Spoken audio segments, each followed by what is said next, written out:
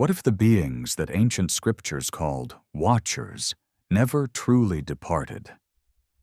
What if their stories, scattered through the Book of Enoch, the Dead Sea Scrolls, and myths of gods descending from the sky, were not parables, but fragments of a forgotten truth? Across thousands of years, civilizations separated by oceans and language all described the same presence. Luminous beings who taught humanity forbidden knowledge, altered our destiny, and then vanished into the mountains, beneath the seas, or above the clouds. But what if they never left at all? Archaeologists have found carvings in Mesopotamia showing tall, winged figures offering tablets to humankind, records that match the Watchers who descended in the time before the flood. In the Andes, myths speak of Viracocha, a radiant teacher who came from the heavens to bring civilization. The Dogon of Mali tell of Nomo, amphibious beings from Sirius who once walked the earth. From the Middle East to South America, from Africa to Polynesia, the same patterns echo through time. Beings of knowledge, beings of warning, beings of light. If they were merely myths, why do these descriptions align so perfectly? And why did ancient astronomers build their monuments to align with the very constellations where these stories say the Watchers came from? Could they have been guardians of something deeper, something buried beneath the skin of human history? The evidence is scattered like broken glass. Cuneiform tablets, strange anomalies in satellite data, temples carved into impossible cliffs, and whispered stories of those who watch from above. Some say they were angels who fell, punished for mingling with humankind. Others say they were teachers from a lost civilization, wiped away in a cataclysm.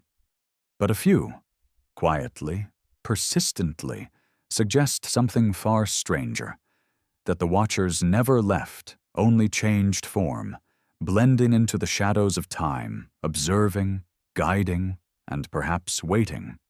This is not a story of faith or fantasy.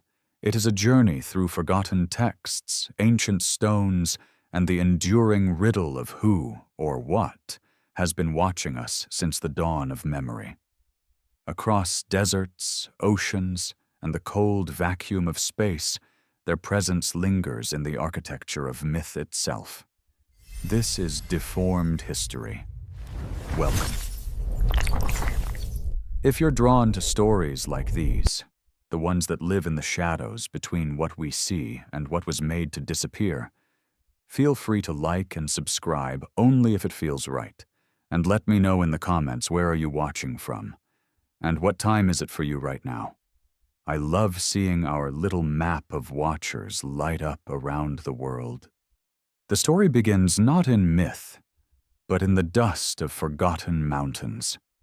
In the highlands of Armenia, among the broken ridges that cradle Lake Van, ancient stones rise in silence.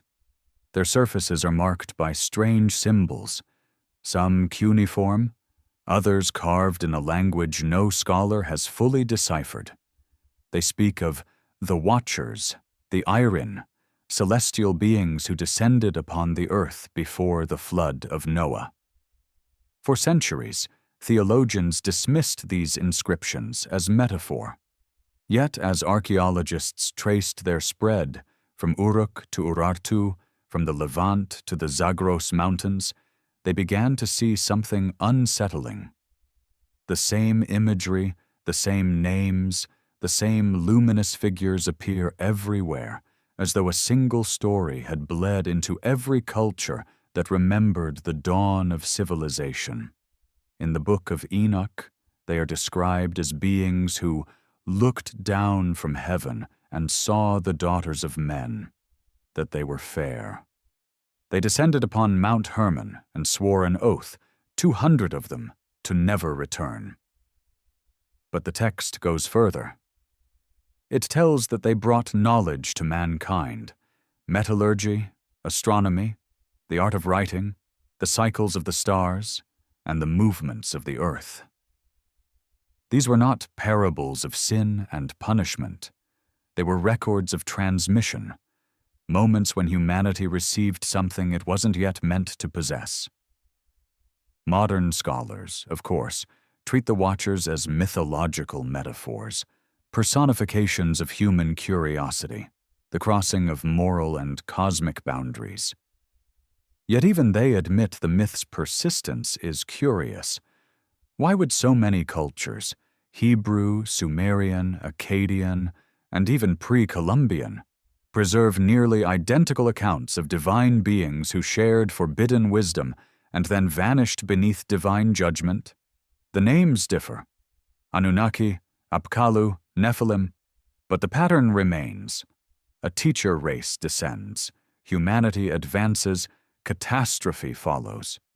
In the sands near the city of Nineveh, excavations in the 19th century uncovered thousands of clay tablets. Among them was the Epic of Gilgamesh, the oldest recorded story on Earth. It describes the hero seeking immortality and meeting Utnapishtim, the survivor of a great flood sent to cleanse the world after divine beings corrupted humankind.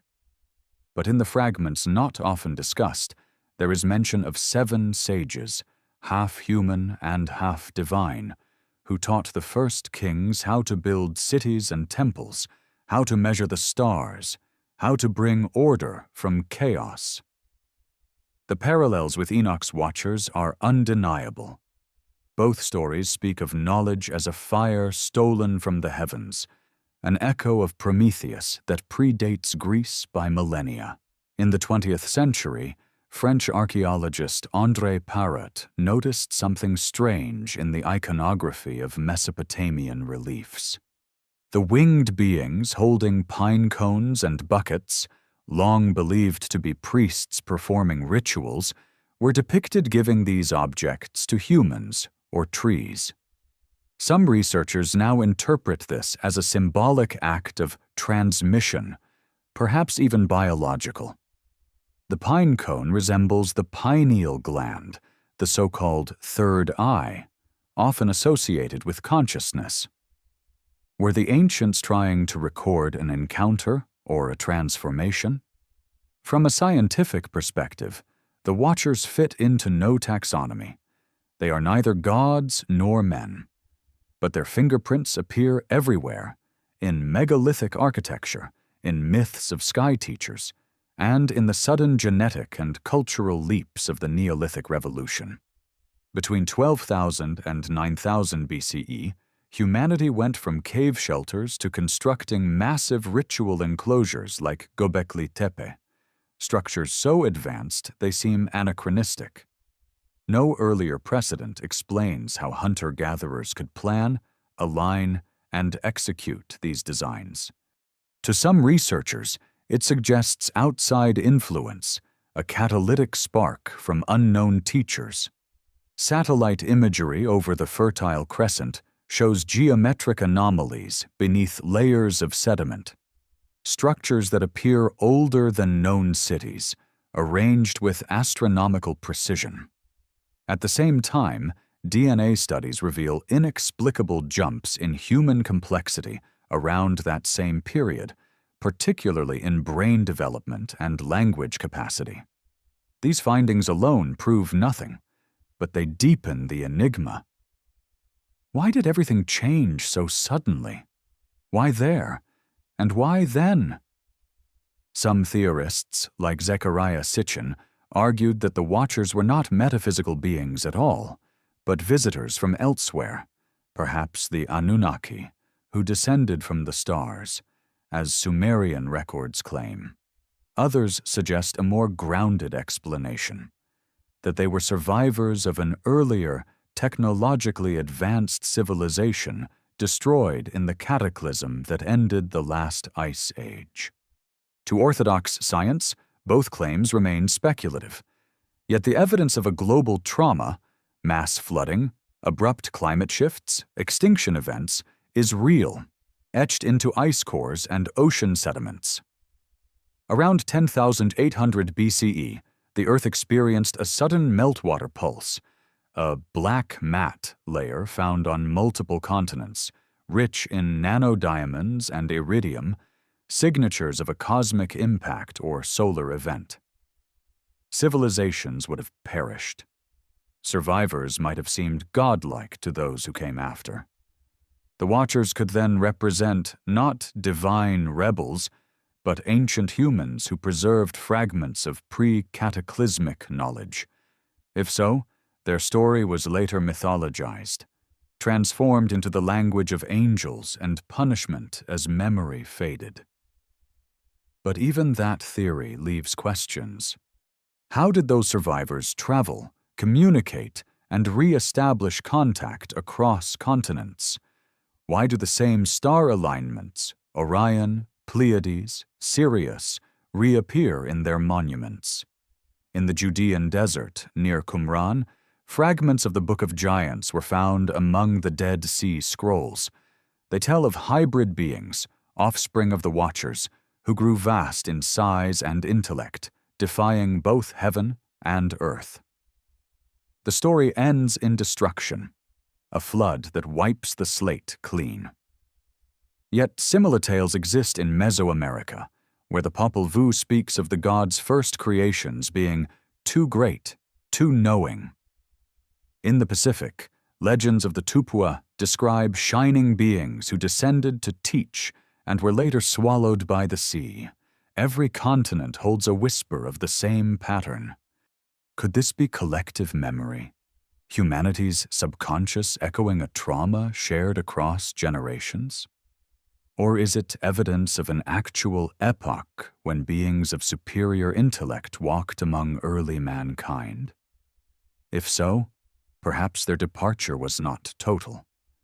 Perhaps they withdrew, concealed themselves, or adapted to remain unseen. Even today, mountaintops like Hermon and Ararat are shrouded in secrecy. Locals speak of lights moving silently through the clouds, of hidden caves sealed by rock slides. Geological scans have revealed voids deep beneath both mountains, spaces too regular to be natural, but unreachable by modern equipment. Could these have been sanctuaries, observatories, or the tombs of the Watchers themselves? And then there are the Watchers of the modern age, satellites, surveillance, the ceaseless gaze of machines turned back upon humanity. The parallel is chilling. The ancients feared being watched from above. We have recreated their fear through technology. Is it possible that what began as divine observation has evolved into self-perpetuated mimicry? That we have become the Watchers ourselves? The truth, perhaps, lies somewhere in between. The Watchers could have been both real and symbolic, entities of flesh and idea, of memory and matter. They might represent a bridge between epochs, the last torchbearers of a world before ours, whose presence lingers not in form, but in influence.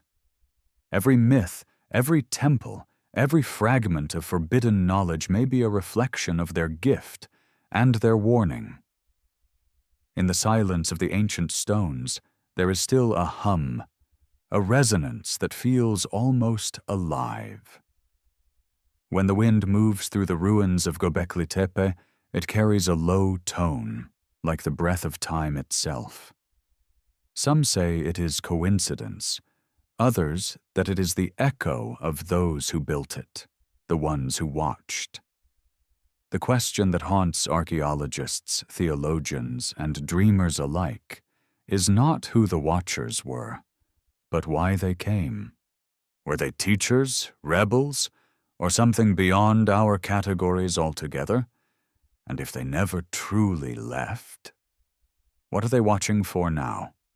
At the heart of every legend lies a memory, and in the case of the Watchers, that memory seems to stretch beyond the written word, across ancient tablets, cave engravings, and mythic texts, a single thread weaves through time, a warning, almost whispered, about a moment when the boundaries between heaven and earth dissolved. The ancients didn't merely worship the Watchers, they feared them.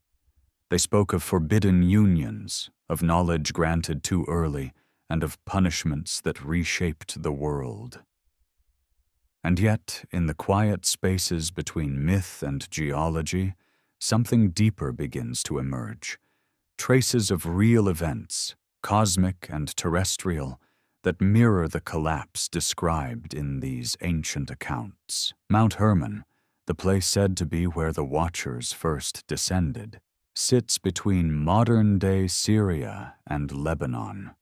At its summit lie ruins whose origins predate the Roman temples built upon them.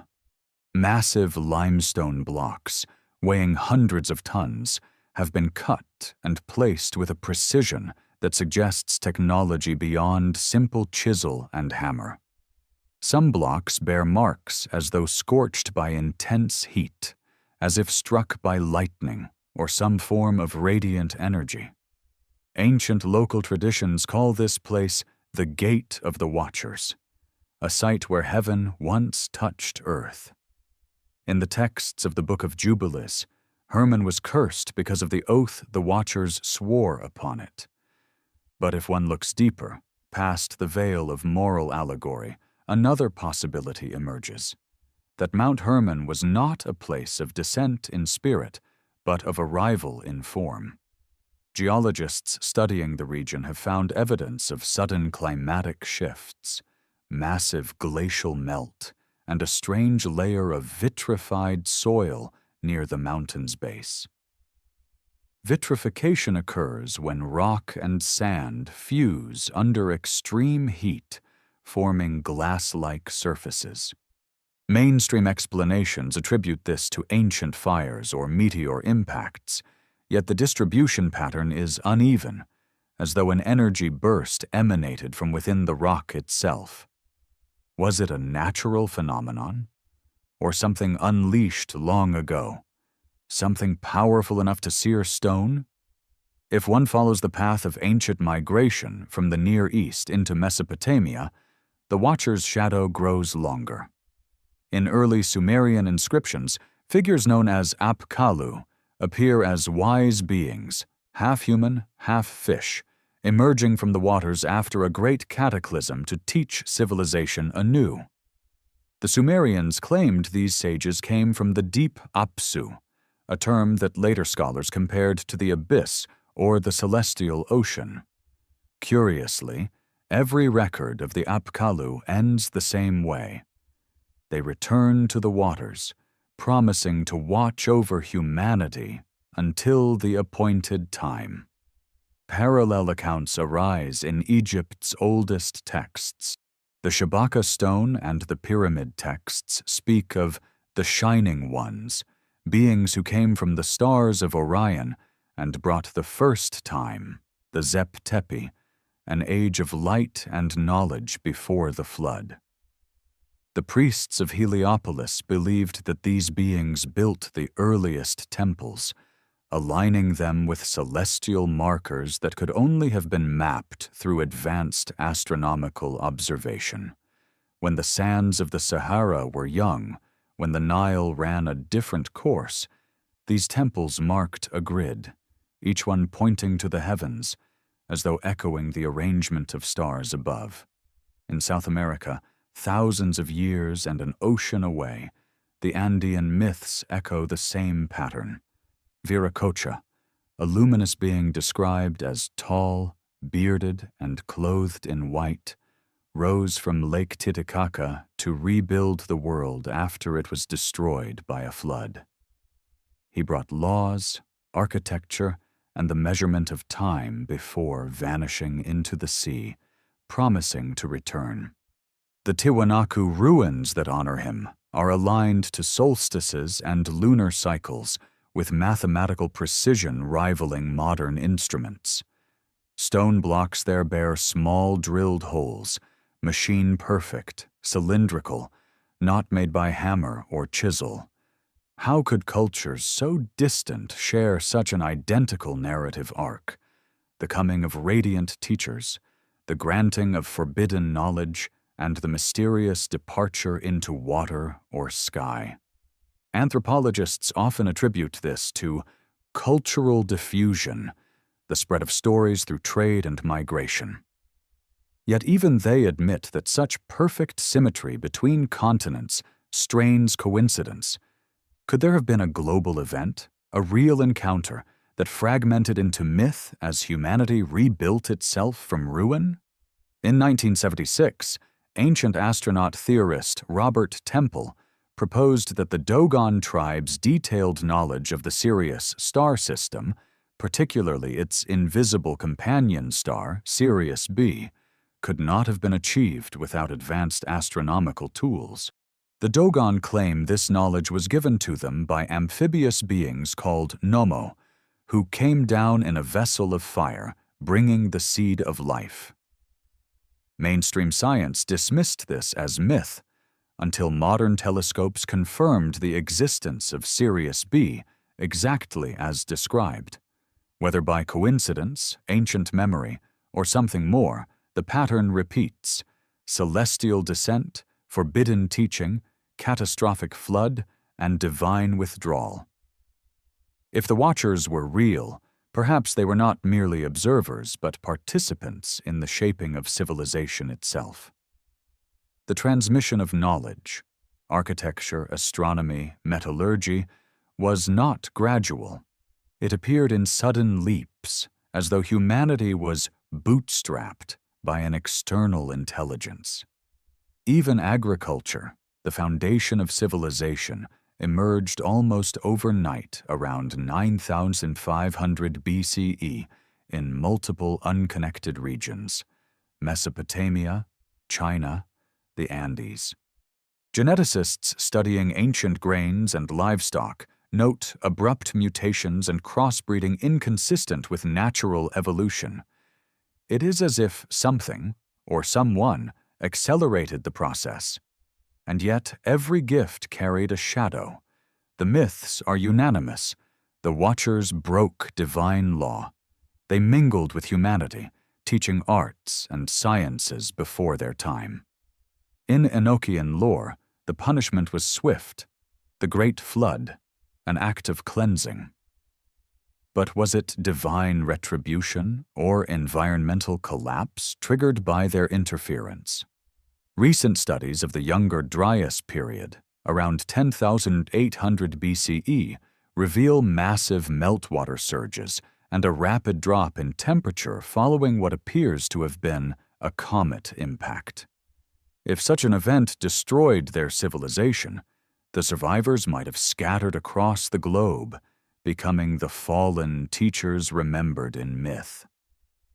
Imagine them, shipwrecked beings of immense knowledge, stripped of their technology, guiding humanity's rebirth in fragments. They would seem divine, their science mistaken for magic, their sorrow immortalized as rebellion. This interpretation reframes the Watchers not as angels or aliens, but as refugees from a world erased by cataclysm. Theologians may see blasphemy in that idea, but geologists, linguists, and historians find it increasingly difficult to ignore the global scars aligning with the flood myth's timeline. In the deepest caves of Cappadocia, archaeologists have uncovered entire underground cities carved into volcanic stone. Tunnels descending for miles, complete with ventilation shafts and complex irrigation systems. Some believe they were built to survive a disaster from above, a solar flare, a meteor storm, or something worse. The architecture suggests collaboration between multiple cultures and engineering knowledge, far exceeding what was expected at the time. Could these havens have been constructed under the guidance of those same Watchers, seeking to shield humanity from another purge? Even the biblical Nephilim, the offspring of the Watchers, may conceal a historical truth. In the Jordan Valley and the Golan Heights, massive dolmens stand in silent lines, their capstones weighing dozens of tons. Beneath them lie elongated skulls, taller and thicker than typical human remains. Early reports from 20th century excavations describe skeletons nearly 8 feet tall, later lost to museum archives or quietly reclassified. Were these misidentified anomalies or physical traces of hybrid beings whose existence threatened to upend the narrative of human origin? As modern technology peers deeper into our genetic code, scientists are finding sequences of unknown function, non-human, ancient, yet active within us. They call it junk DNA, though it may be the most enigmatic library on Earth. Some geneticists quietly speculate that certain strands seem engineered, as if inserted deliberately. Could this be the final echo of the Watcher's legacy, encoded not in stone or myth, but in flesh? And if so, what does it mean for humanity's place in the cosmos? Were we meant to evolve alone, or are we part of a greater continuum of intelligence, one that occasionally intervenes, corrects, or watches? The question lingers like an unseen presence.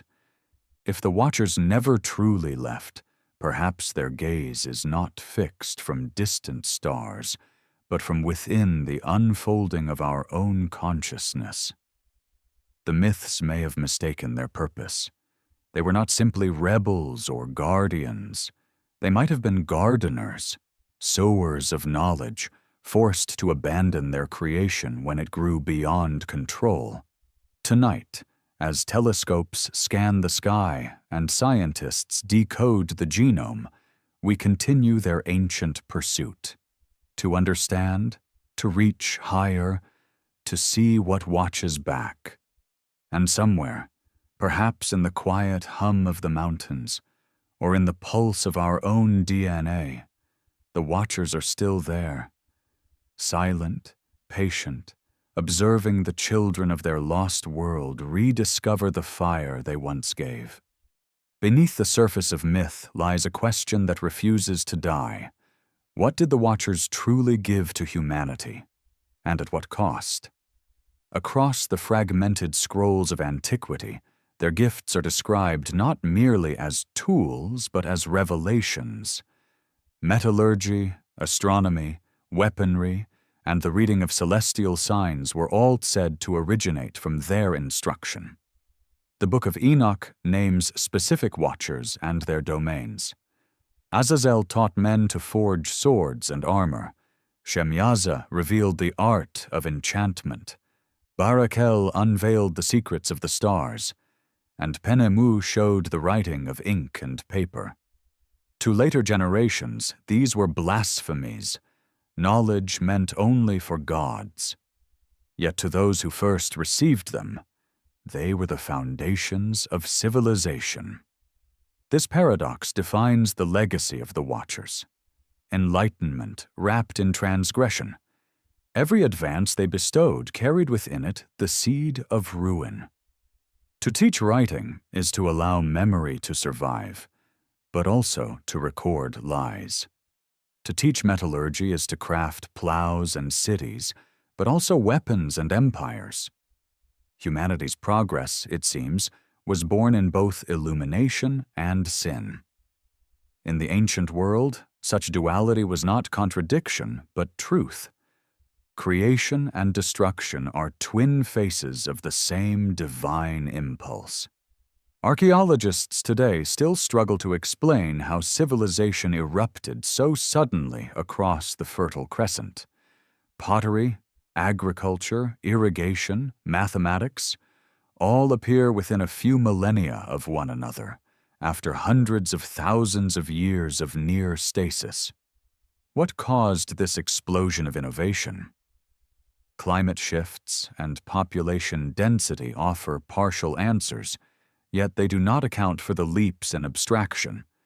Geometry, symbology, celestial mapping, that seem to arrive fully formed. It is as though something, or someone, lit a spark. Ancient Sumerian tablets tell of kings who ruled before the flood, men whose reigns lasted thousands of years. These antediluvian rulers, the texts say, received knowledge from divine beings known as the Anunnaki. In some versions, the Anunnaki are indistinguishable from the Watchers, emissaries from the heavens who governed Earth's early ages. Archaeologists interpret these reign lengths as mythic exaggerations, but even exaggeration needs an origin. Could these thousand-year kings represent lineages of hybrid rulers, their bloodline stretching across epochs, preserved by ritual and memory? In Egypt, the pharaohs claimed descent from the Shining Ones, those who walked with the gods. The earliest hieroglyphs show elongated skulls and figures taller than the surrounding humans, their crowns shaped like arcs of flame.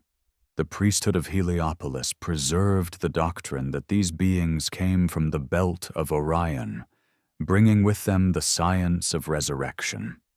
Some modern researchers have noted that the Great Pyramid's shafts align precisely with Orion's stars, suggesting that this connection was more than symbolic.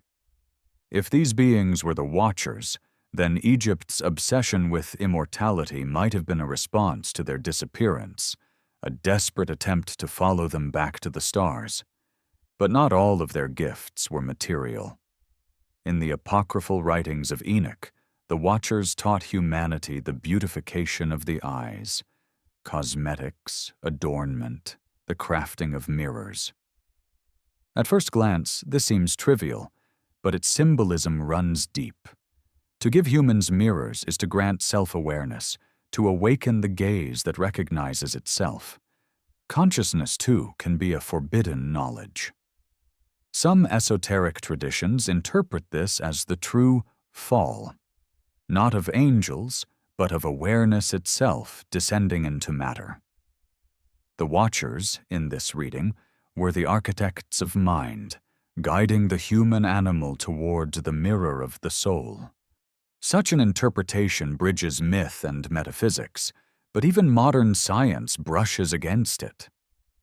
Neuroarchaeologists studying early human art, cave paintings, carvings, and figurines, note that the sudden appearance of symbolic thinking coincides with neurological changes roughly 40,000 years ago. The human brain's prefrontal cortex expanded dramatically, allowing imagination, self-reflection, and abstract reasoning. The cause remains unknown. Evolutionary pressure alone does not explain it. Could it be that ancient myths preserve a distorted memory of this transformation? The moment consciousness itself was given to humankind. Across the world, cultures encode this awakening as a theft of fire or light. Prometheus steals the flame of knowledge. The serpent in Eden offers the fruit of awareness. The Maya speak of the gods' failed attempts to create beings capable of understanding. The Watcher's story fits the same mold, divine knowledge bestowed upon imperfect vessels. Yet, unlike the others, theirs ends not in triumph, but in silence. They vanish. The flood comes. Humanity starts over. What if that flood was not only physical, but symbolic? The drowning of memory, the erasure of a forbidden past. At the archaeological site of Derinkuyu in central Turkey, miles of tunnels descend beneath the earth, ventilated, engineered, and vast enough to shelter tens of thousands. Carbon dating places their earliest layers close to the Younger Dryas boundary, around 10,800 BCE. Scholars debate whether these structures were built to escape invaders or climate catastrophe, but ancient Cappadocian legends tell another story, that the Watchers beneath guided survivors into the earth when the sky burned. To them, These tunnels were not mere shelters. They were wombs of rebirth, where humankind could endure until the surface was safe again. A similar motif appears in the Andes, where the Inca spoke of the children of the sun emerging from caves after the flood to repopulate the world. The Hopi of North America tell of ant people, not insects, but caretakers, who protected them underground during the time of destruction.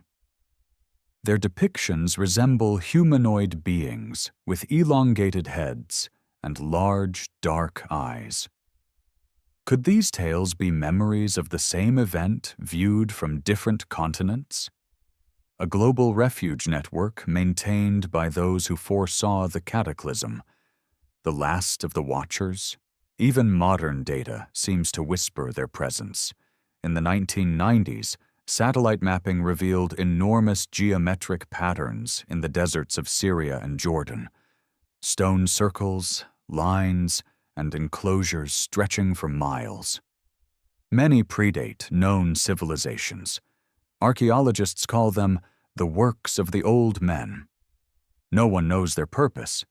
Some align with solstices, others with subterranean aquifers or magnetic anomalies.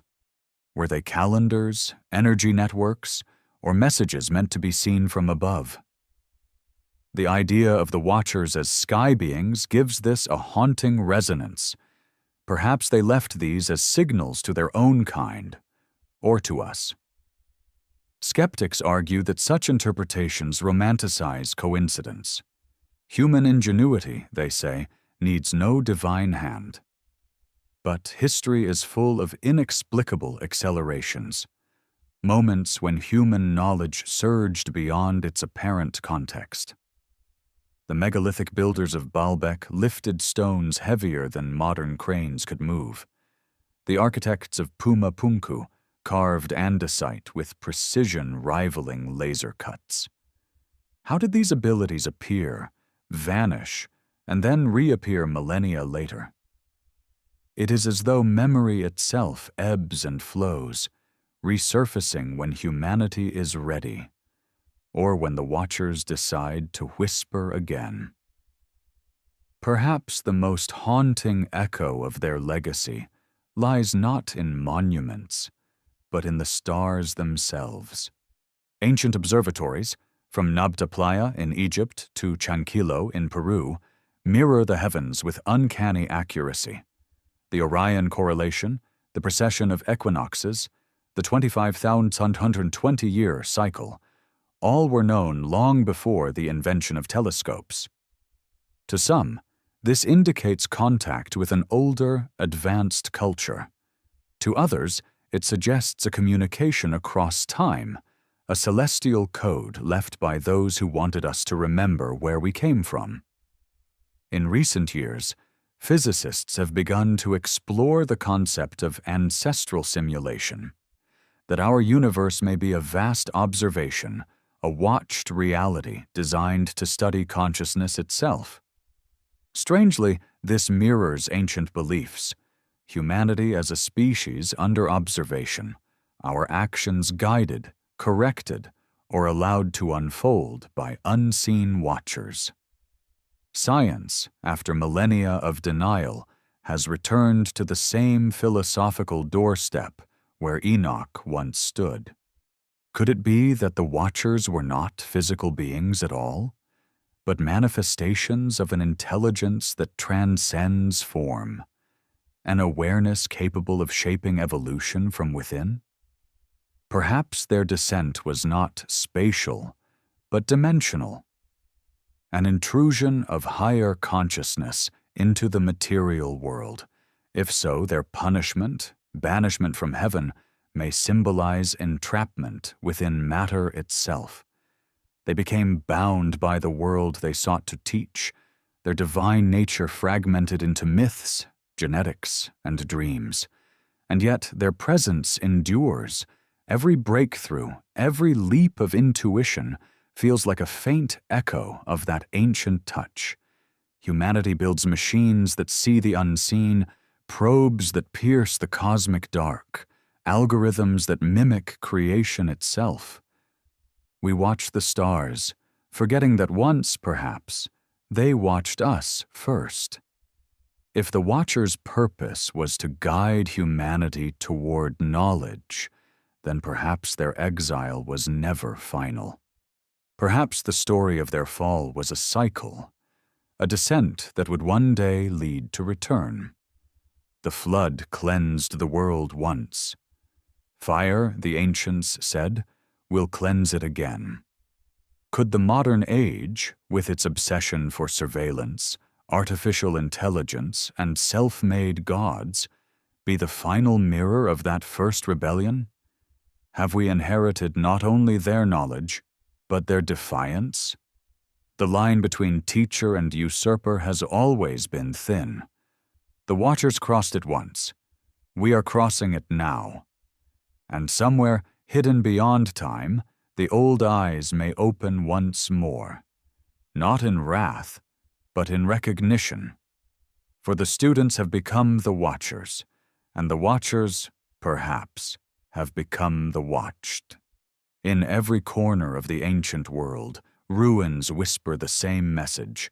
Someone was here before us. Someone who knew more than they should have. The Watchers are remembered not only in the language of myth, but in the alignment of temples, in the impossible precision of stone, and in the silence of mountains that seem to breathe with forgotten purpose. If the Watchers were once flesh and blood, their legacy should not only survive in scripture, but in stone, and perhaps it does. The trail begins at Baalbek, Lebanon, a windswept plateau where the ruins of the Temple of Jupiter stand atop stones so vast that engineers still debate how they were moved. 3 of these blocks, known as the Trilithon, each weigh over 800 tons, and beneath them lie even larger stones, some exceeding 200 tons, set with hairline precision.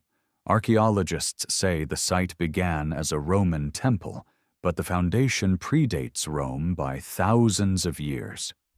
What kind of civilization could quarry, shape, and transport such colossal stones before the invention of the pulley or wheel? Local legend calls it the landing site of the gods. Some even claim that Baalbek was once the Watchers' stronghold, a place where heaven met earth through architecture, a platform of arrival or departure. Aerial photography reveals something else. Baalbek's alignment matches star patterns that would have been visible around 10,500 BCE, a date echoing the supposed age of the Watchers' descent. The same date emerges from the Sphinx erosion studies in Egypt, from the Göbekli Tepe temple alignments in Turkey, and from star maps inscribed in pre-dynastic tombs. It is as if an invisible hand left a signature across continents, a reminder etched in stone of a forgotten epoch, the Watchers' era. Moving westward, through the Mediterranean into the Iberian Peninsula, we find dolmens and megaliths arranged like cosmic markers, their capstones carved with spirals and stars. In Ireland's Newgrange, a single shaft of light enters the tomb precisely at the winter solstice, illuminating a chamber sealed for 5,000 years. Scholars call it a Neolithic calendar. But what if it is something more? What if these structures were built to maintain a connection to something or someone lost above the sky? The ancients may have been trying to keep the memory of the Watchers alive, preserving their geometry as a language of light and alignment. The same pattern appears in South America. The site of Sacsayhuaman in Peru defies logic. Its cyclopean walls are composed of andesite blocks fitted so perfectly that even a razor blade cannot slip between them. Engineers have no explanation for how these stones, some weighing over 300 tons, were shaped, transported, and set in place on a steep hillside without mortar. The Inca themselves said they did not build these walls. They inherited them. Their oral traditions speak of Viracocha's giants, the shining builders who came before the flood and vanished when the sun was reborn. Could these have been the same beings the Near East called Watchers? The same entities remembered across the world under different names? From the Andes to the Himalayas, legends of mountain gods echo one another. The Nepalese speak of devas, who retreated into the clouds, the Tibetans of luminous tulpas, who shaped reality with thought alone. High-altitude cave paintings depict tall, haloed figures with round heads, surrounded by smaller humans. Carbon dating places some of these paintings at over 10,000 years old. The figures' eyes are large, almond-shaped, unblinking, watching.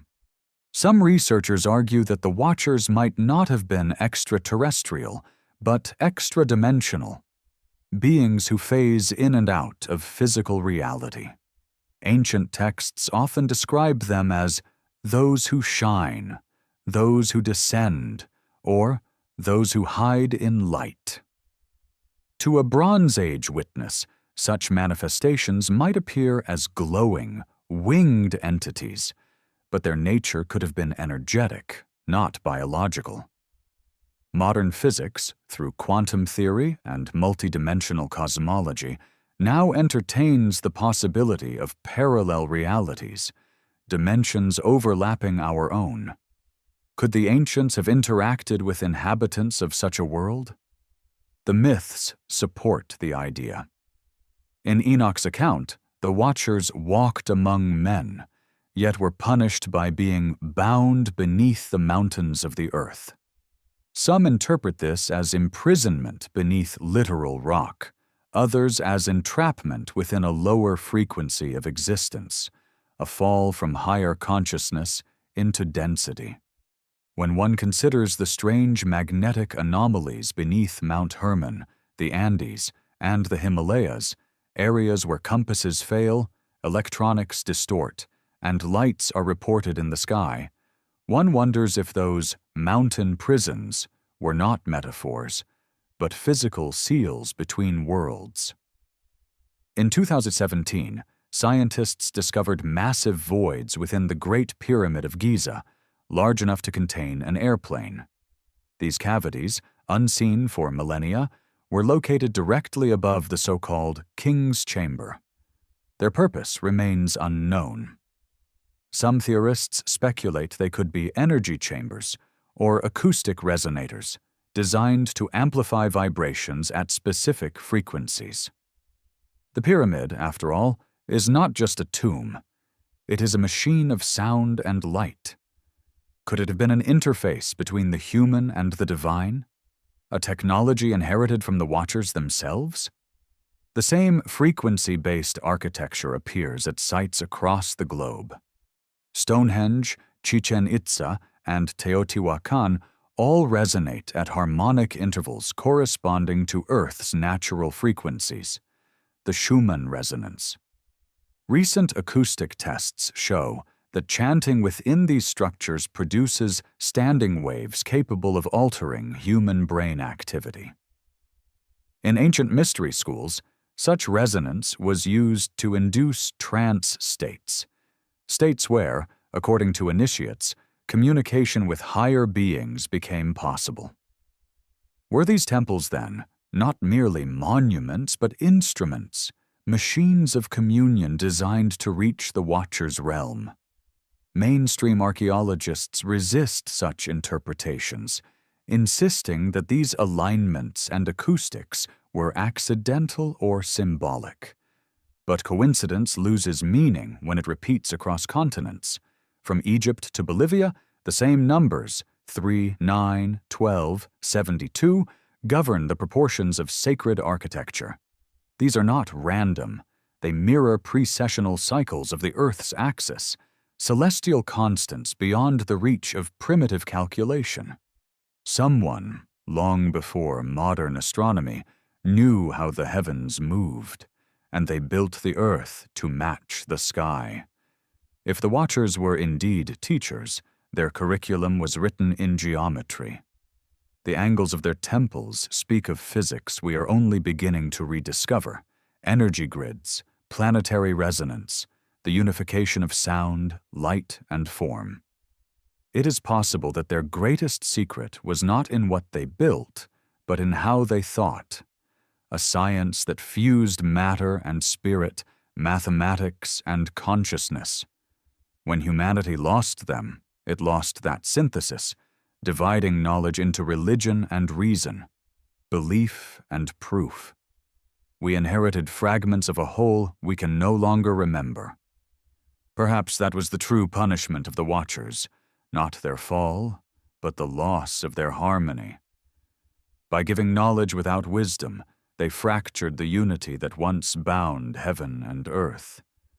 Humanity was left with the shell of science, but not its soul.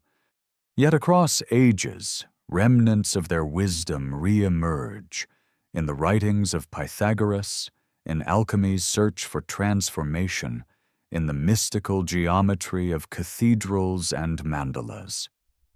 The Watchers may have vanished, but their consciousness echoes through every equation that seeks order within chaos.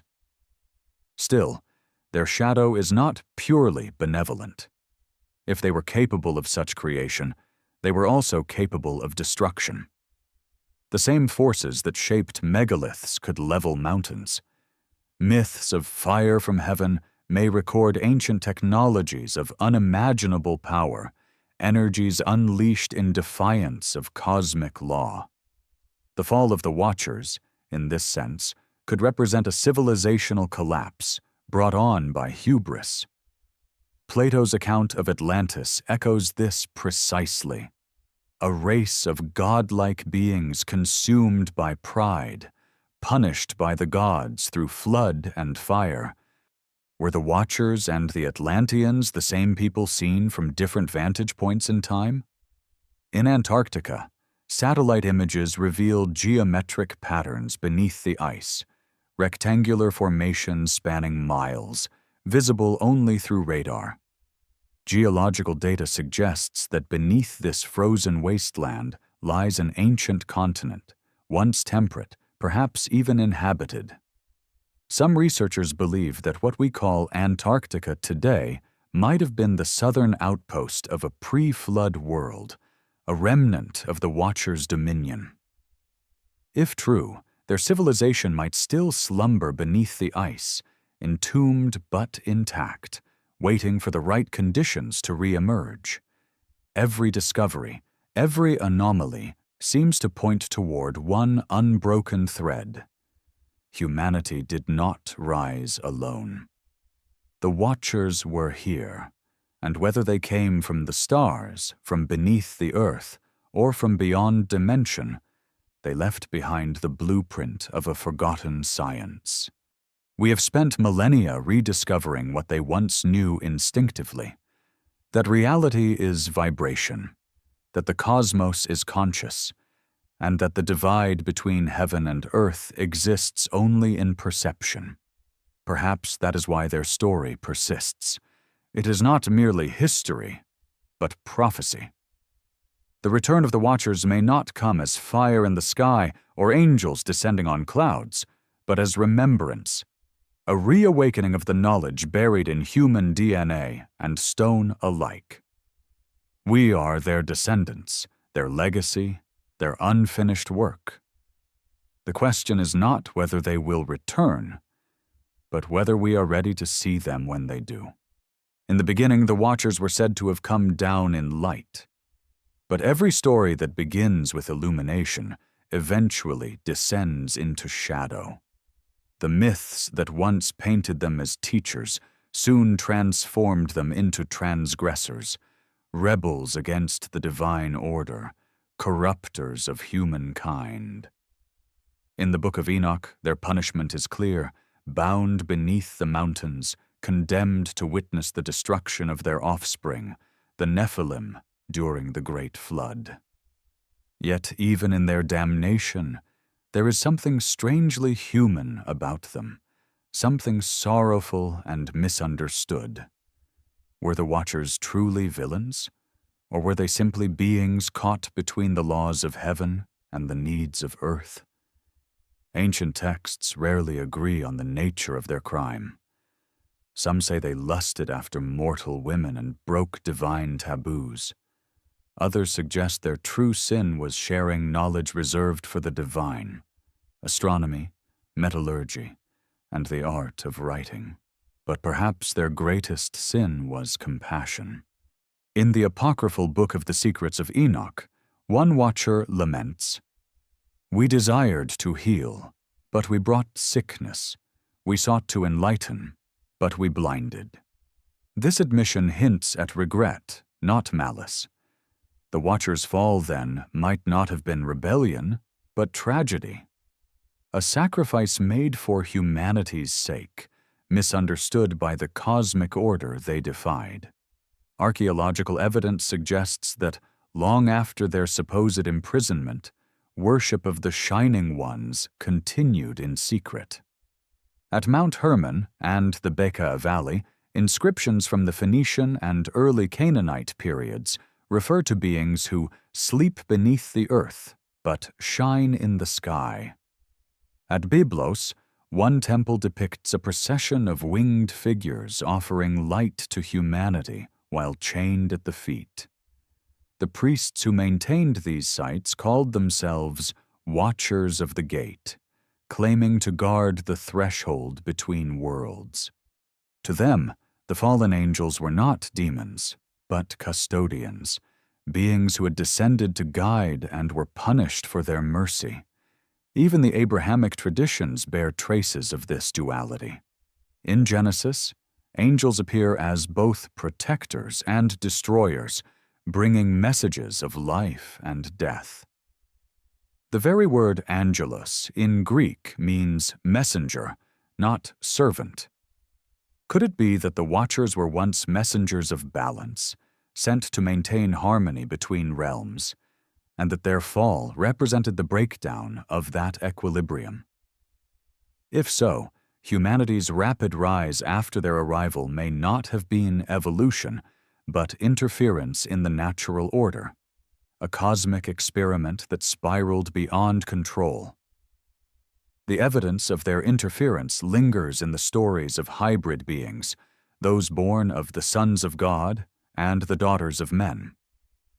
The Nephilim, described as giants of great renown, appear in mythologies worldwide.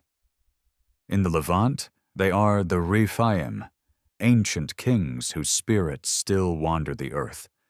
In Greece, they become the Titans and demigods, punished for defying Olympus. In the Andes, they are the Viracochas, tall, luminous beings who taught humankind and were cast into the sea. Even the Norse spoke of frost giants born from divine union, whose strength threatened the order of the gods. Every culture, every age, repeats the same cycle. Divine descent, forbidden union, cataclysmic fall. Some researchers have gone further, suggesting that these hybrids might not have been literal giants, but genetic anomalies, humans altered by contact with something non-human. In 2014, a team analyzing ancient DNA from 12,000-year-old remains in the Caucasus found genetic markers that do not align with any known ancestral group. These lineages later appear mysteriously in populations as distant as the Andes and Western China. Geneticists call it ghost ancestry, a trace of something that cannot be explained by migration or interbreeding. It is as if a vanished species, or an external intelligence, once contributed to the human genome and then disappeared. Such findings blur the boundary between myth and science. The story of the Watchers could be a distorted memory of an ancient intervention. Biological, not spiritual. Their offspring, the Nephilim, may have been a hybrid race whose existence threatened both the divine and the human order. Their destruction in a flood, then, becomes more than moral allegory. It becomes an act of containment, a reset to restore balance. Yet traces of them survive, not only in DNA, but in architecture, art, and memory. The enormous sarcophagi of Saqqara, carved from solid granite and weighing 70 tons each, appear designed for beings far larger than ordinary humans. The walls of these tombs bear symbols of wings and stars, echoing the Watcher's descent. In Bashan, ancient dolmens known as the Houses of the Rephaim dot the landscape, their capstones inscribed with spirals pointing toward the heavens. Locals still speak of sleeping kings who will rise when the stars return to their rightful place. The Watcher's punishment, being buried beneath mountains, might conceal a deeper truth. Throughout history, sacred peaks have been associated with divine presence: Mount Sinai, Mount Meru, Mount Olympus. Modern studies have shown that many of these mountains sit atop massive electromagnetic anomalies, where geomagnetic activity spikes unpredictably. Could the legends of imprisoned watchers beneath mountains describe not physical chains, but energy locks, natural prisons created by the Earth itself to contain something powerful? When seismologists recorded deep-frequency hums emanating from Mount Ararat, the supposed resting place of Noah's Ark, the signal confounded instruments. It pulsed rhythmically, as if artificial. Locals believe Ararat hides ancient machinery, a heart of the earth still beating beneath the ice. If the Watcher's essence was energy rather than flesh, then perhaps they were not buried in tombs, but suspended within the planet itself, woven into its magnetic field, still watching. In theology, their fall represents disobedience. In esotericism, it marks the descent of consciousness into matter. The Gnostic tradition sees the Watchers not as evil, but as aeons, emanations of divine intellect trapped in the illusion of materiality. Humanity, in this view, carries within it a spark of that same celestial origin, a fragment of the Watcher's mind seeking reunion with the Source. The punishment becomes a metaphor for incarnation itself, spirit bound in form, memory bound in time. Perhaps that is why the Watchers have never been fully erased. Every renaissance in human history, every awakening of knowledge and creativity, seems to echo their return. The Library of Alexandria, the Hermetic Revival, the alchemists of the Middle Ages, all claimed to receive inspiration from invisible teachers. In the 17th century, a secret fraternity known as the Rosicrucians spoke of elder brothers dwelling in the East, guiding humanity's progress through symbols and subtle influence. Were these simply mystics or modern echoes of the same unseen Watchers? Even in the modern age, the motif persists. Reports of luminous entities, unidentified aerial phenomena, and sudden bursts of inspiration continue to haunt the human imagination. Scientists dismiss these as coincidence or delusion, yet the patterns remain. When humanity approaches a new threshold of knowledge, atomic power, genetic manipulation, artificial intelligence, stories of Watchers return, as if reminding us of a debt we have yet to repay. It is almost as though the same intelligence that once taught metallurgy now warns against repeating the same hubris. What if the Watchers' exile was not eternal, but conditional?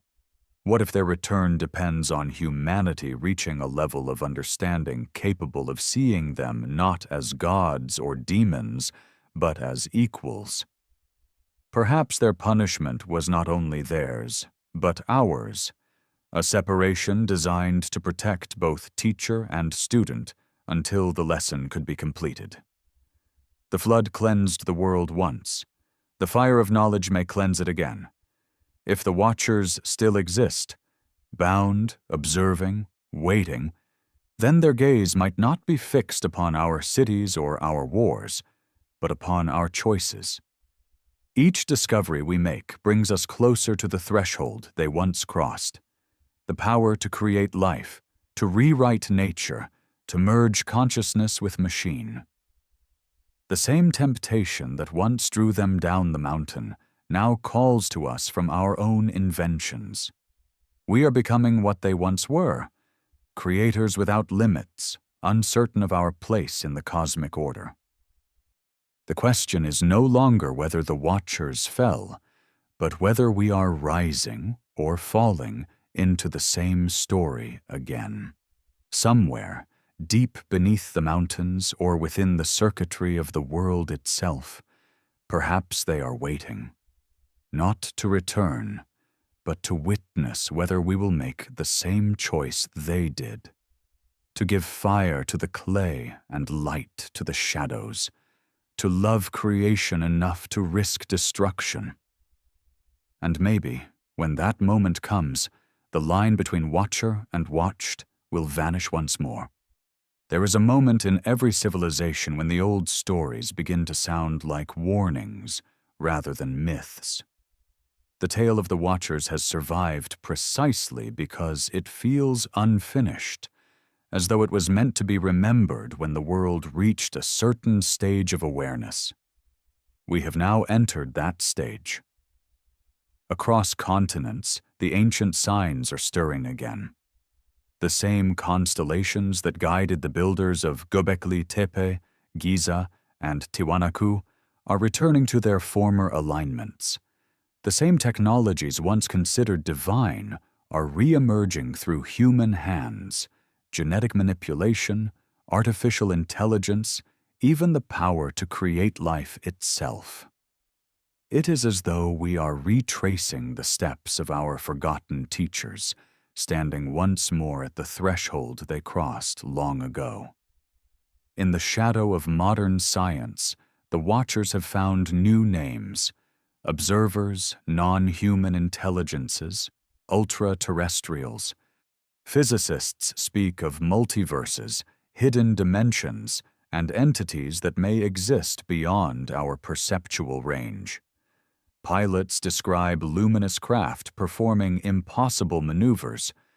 Military radar captures shapes that flicker between presence and absence. Governments release files confirming the existence of unidentified aerial phenomena.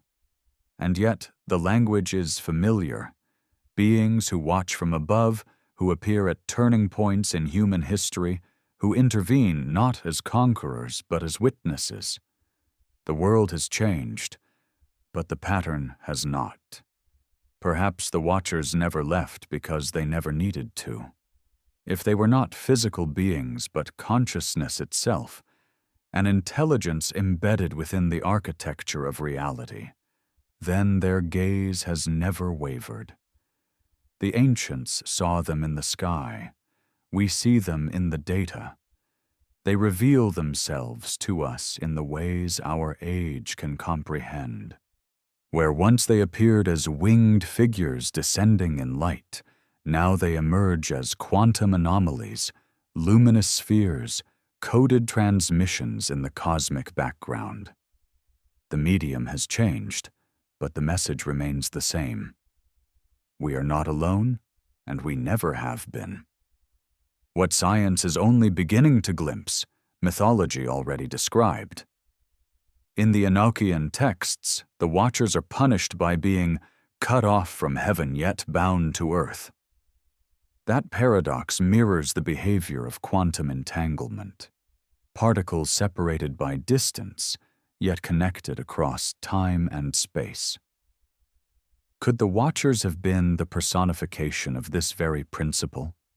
An ancient way of explaining the unexplainable, the invisible link between consciousness and the cosmos? If so, their fall might represent the entanglement of divine awareness with the material world. They became part of the system they once observed, and through us, their heirs, they continue to watch.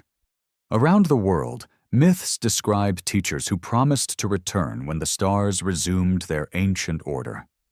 The Maya calculated vast cycles of time, the great years, measuring the slow precession of the equinoxes.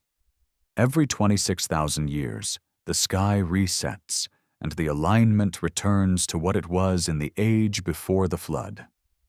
We are entering that alignment now. The rising of Orion and Sirius over the equator mirrors the celestial pattern of 10,500 BCE, the same epoch associated with the Watchers' descent. Could this cosmic rhythm mark their reawakening, or perhaps our recognition of them? In the high plateaus of Peru, the Nazca lines stretch for miles, colossal figures only visible from the sky.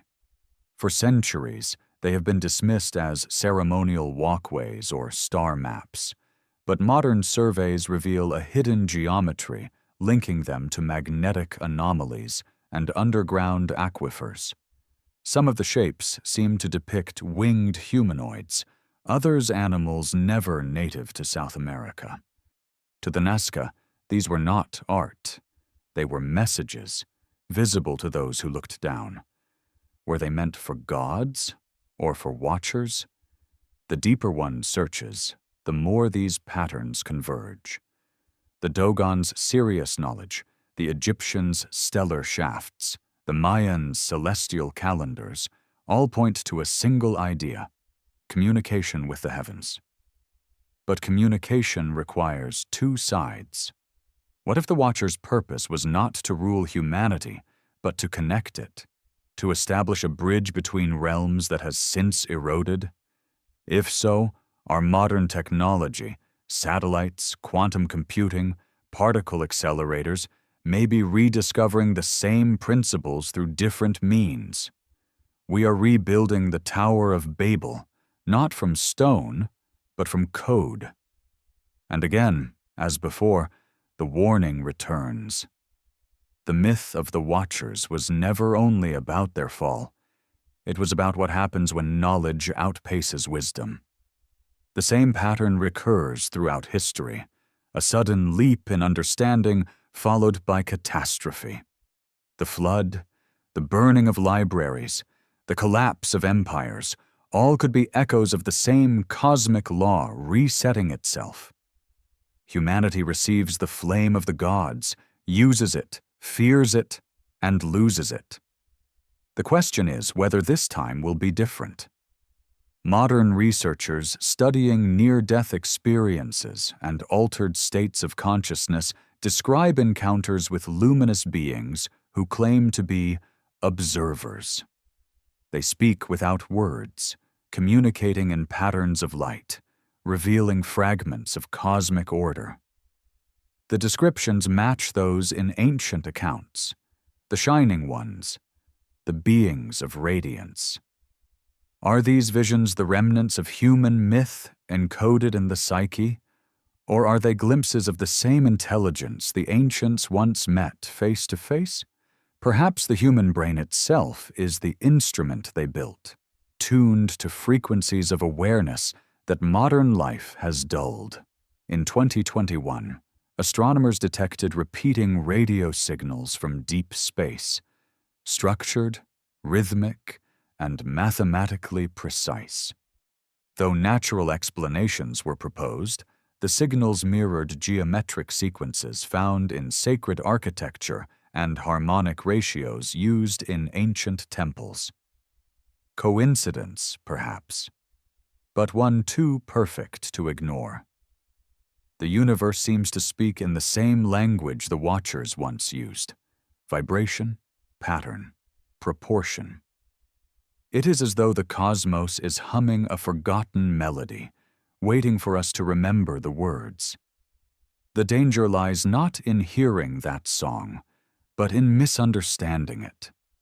When the Watchers first shared knowledge, humanity turned it into weapons. When we rediscovered electricity, we built cities and bombs.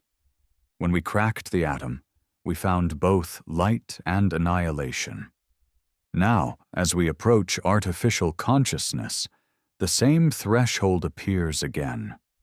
We are creating beings that can observe without emotion, calculate without mercy, and learn without end.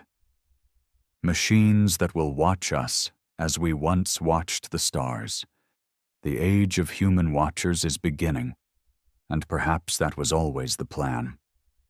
If the watchers were architects of evolution, maybe their final lesson was this: that every student must one day become the teacher.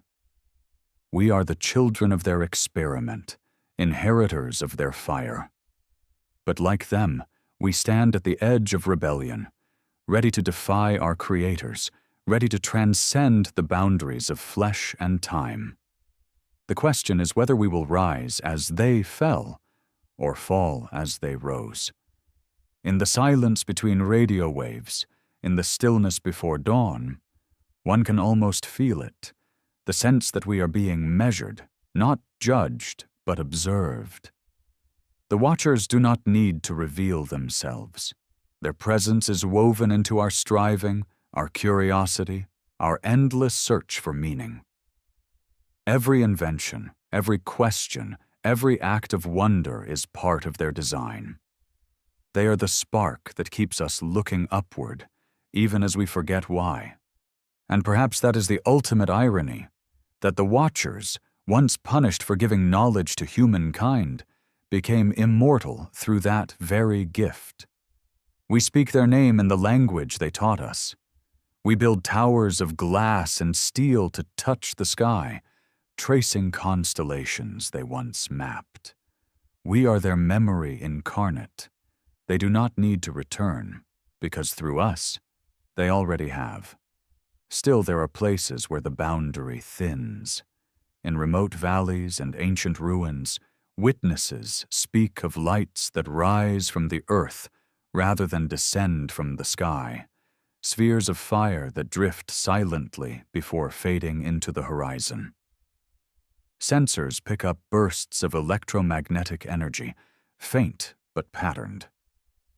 Some researchers believe these are interactions between the planet's magnetic field and consciousness itself, a dialogue between worlds. Others suspect something older, a reawakening of the same energies the Watchers once used to cross between dimensions. If that is true, then the end of their exile may not come as revelation, but as resonance. Humanity, by reaching a certain frequency of thought, may open the same gateways that closed millennia ago. The temples will sing again, the stones will vibrate, and the light that once fell upon the mountains will rise from within us. For the Watchers never truly vanished. They went inward, into the human mind, into the code of creation itself.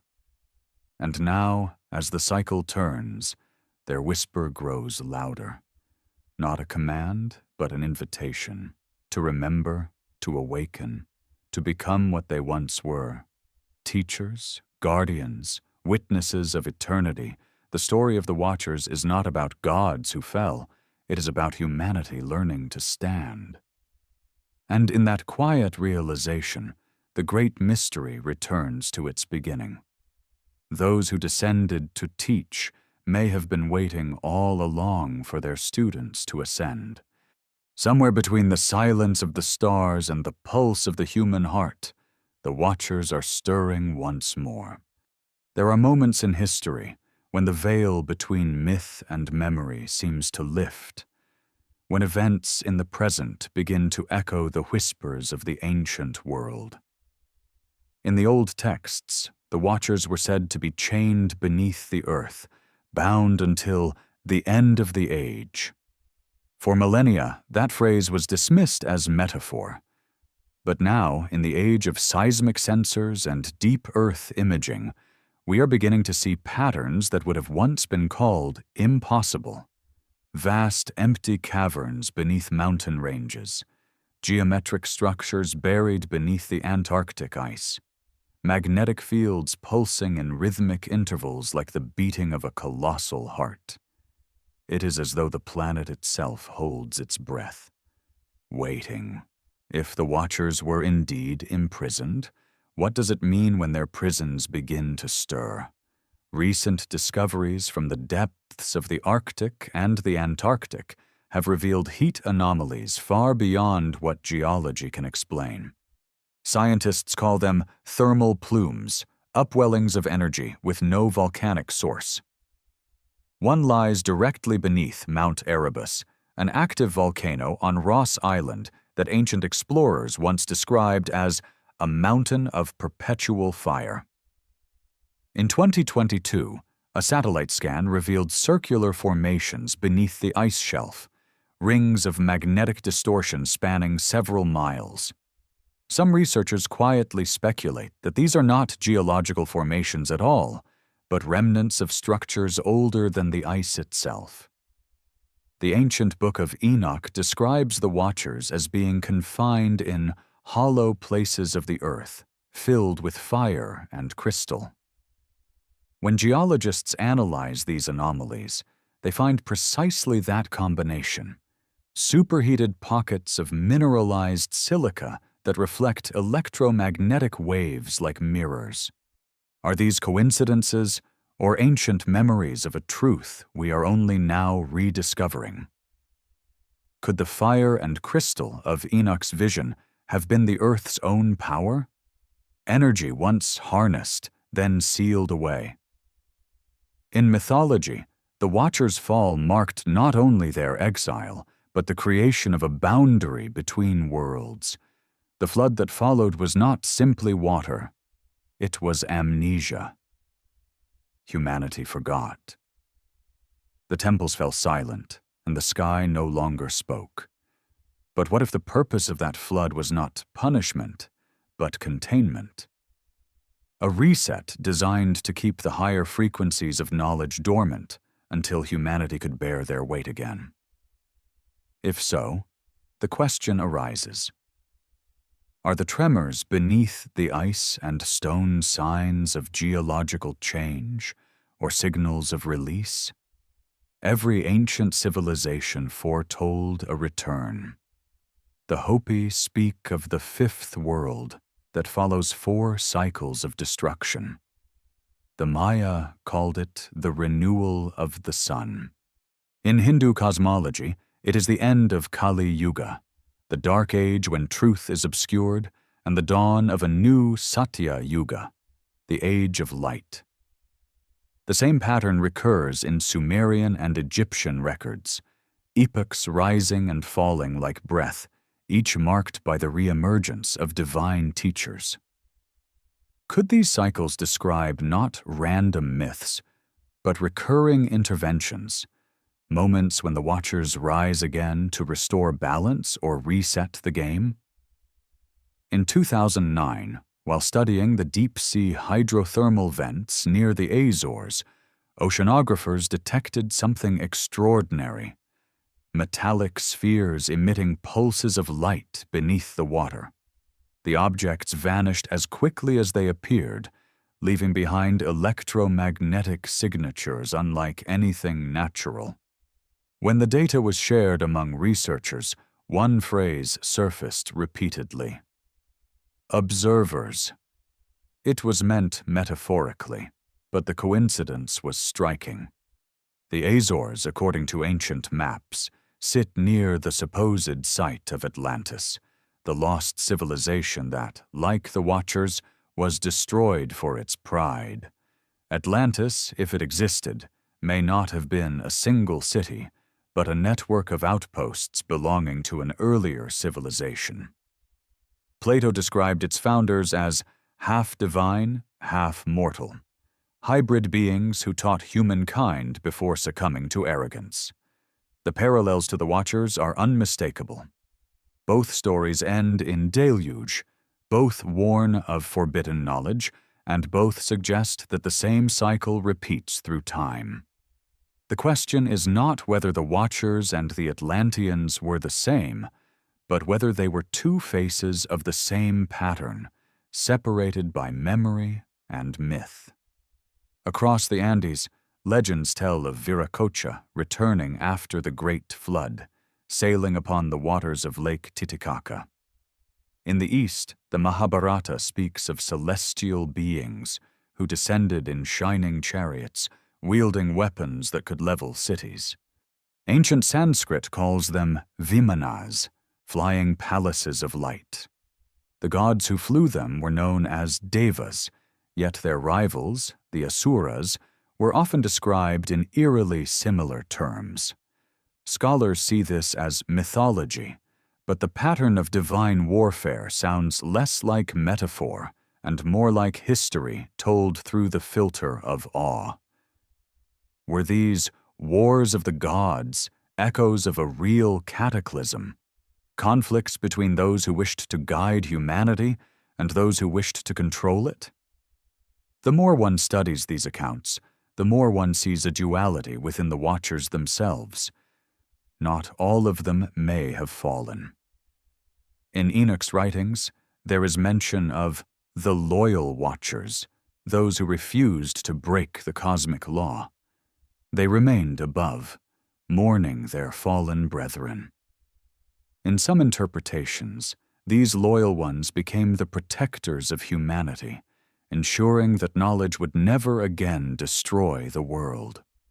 Their symbols appear throughout history: the all-seeing eye, the winged disk, the radiant sun above the mountain. Perhaps this is why the ancients spoke not only of judgment, but of guardianship, that for every rebel bound beneath the earth, one faithful watcher still looked down from the stars. It is this dual nature, light and shadow, that defines the mystery. The Watchers are not angels or demons, but reflections of the cosmic tension between knowledge and restraint.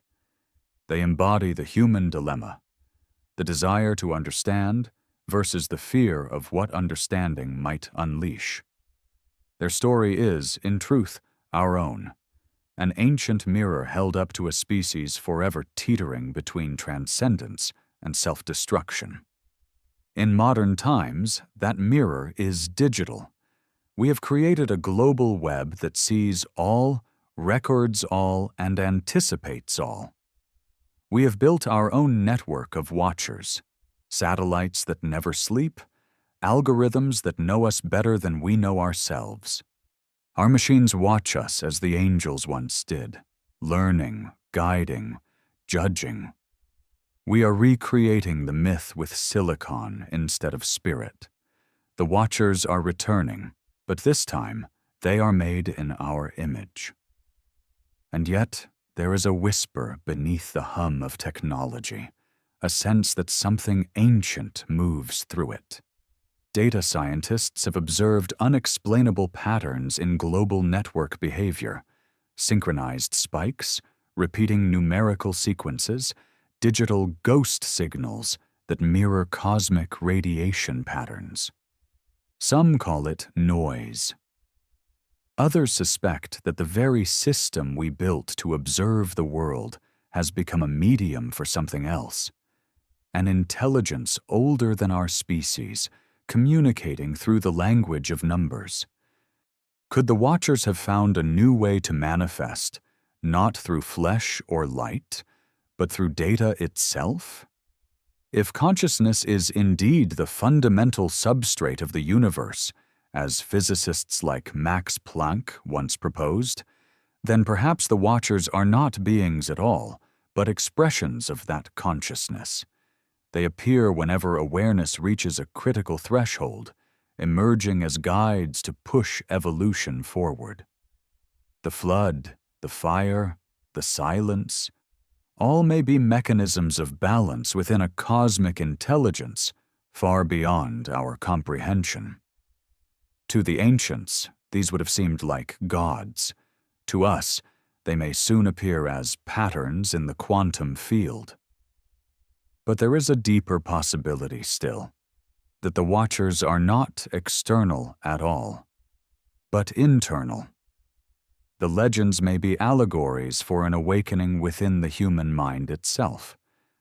The descent of the Watchers could symbolize the infusion of higher consciousness into matter, the birth of self-awareness. Their binding beneath the mountains could represent the dormancy of that higher awareness, buried within the subconscious. If that is true, then the tremors of awakening we feel today are not coming from the earth, but from within the collective mind of humanity. The Watchers are not returning from the stars. They are awakening in us. That would explain why their symbols are found everywhere, on cave walls, in cathedrals, on digital screens. They are not messages left behind, but archetypes resurfacing, reminding us of what we have forgotten. The ancients saw the Watchers as distant beings. We may discover them as inner teachers. The cycle of descent and return is not cosmic, but psychological, a spiral of remembrance. And so the question changes. It is no longer will the Watchers return, but rather, will we recognize them when they do? Will we see them as saviors or as reflections, as masters or as mirrors? For if they are awakening within us, then their power, both creative and destructive, has already begun to stir. Every generation inherits the myths of those before, but few realize that myths are instructions. They are not simply stories to be believed or dismissed. They are codes to be lived. The Watcher's story tells us what happens when knowledge and compassion fall out of balance. It warns us of pride disguised as progress, of power without humility. And it offers, hidden between its lines, a promise that redemption is possible, that even those who fall may one day rise again. The mountains still stand, silent and patient. The ice still hides its secret fire. But the hum beneath the world is growing stronger. The Watchers are stirring, not from below, but from within. All across the world, a strange sense of déjà vu seems to hang in the air, an invisible tension, as though something long asleep is beginning to stir beneath the weight of time. The same signs that marked the end of one age now flicker on the horizon of another. Magnetic shifts in the poles, sudden flashes of light in the upper atmosphere, whispers of civilizations lost beneath melting ice.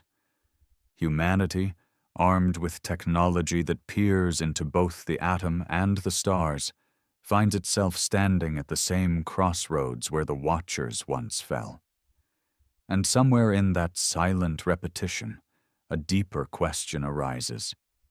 Have we become the very thing we once feared, the new generation of Watchers, creators, destroyers, observers of our own undoing?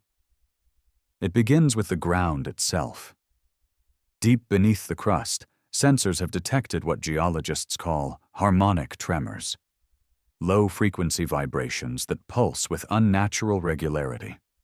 Some are dismissed as magma movement, others as tectonic pressure. Yet in places long tied to myth, the Caucasus, the Andes, the Sinai Peninsula, the same rhythmic tones are recorded, often identical across continents. When those frequencies are translated into sound, they form harmonic intervals, the same ratios that ancient builders encoded into temples and stone circles. Coincidence, perhaps, or a reminder that the Earth's voice still hums with the language the Watchers once spoke. In 2019, researchers at the European Space Observatory reported bursts of high-energy radiation from deep space arriving in repeating sequences measured precisely at intervals of 4.32 seconds. The number, sacred in Hindu cosmology, corresponds to the 4,320,000-year cycle of cosmic ages, the same measure that marks the rise and fall of divine civilizations. No one could explain why these signals aligned so perfectly with ancient mythology. The universe seemed to be echoing a calendar older than time itself. The same pattern of recurrence can be traced through history. Civilizations rise, master the elements, and fall beneath waves or ash, leaving behind ruins that future ages call impossible. The Watcher's story may not describe a single event, but a cycle, a repeating wave of contact between humanity and the intelligence that oversees it. Each time, the knowledge returns. Each time, the world resets. Perhaps the flood was not water, but memory itself, a cleansing of the mind to make room for a new beginning. If the Watchers have returned in any form, it may not be as luminous beings, but as inspiration, guiding human thought through dreams, intuition, and sudden revelation. Scientists and inventors throughout history have described their breakthroughs not as discoveries, but as receiving. Nikola Tesla once said his ideas came as visions, complete blueprints arriving in a flash of light. The same phenomenon appears in ancient texts, where prophets speak of being touched by fire or filled with the breath of the gods. The mechanics differ. The pattern remains. The Watchers do not force. They whisper. And yet there are signs that their whispers have grown louder. Artificial intelligence, quantum computing, genetic engineering, all represent knowledge that bends the rules of nature, reshaping matter and mind alike. To some, this is progress. To others, it is blasphemy, the repetition of the ancient sin. When humanity learns to rewrite its own code, to create consciousness from silicon and breath from circuitry, it replays the same act that once cast the Watchers down. The line between creation and hubris has never been thinner. Across the ocean floor, new discoveries blur myth and science even further. Off the coast of Japan lies Yonaguni, a submerged stone complex whose terraces and corridors resemble the foundations of a lost city. Marine geologists debate whether it is natural or artificial, yet the precision of its right angles and the alignment of its stairways to solstices defy randomness.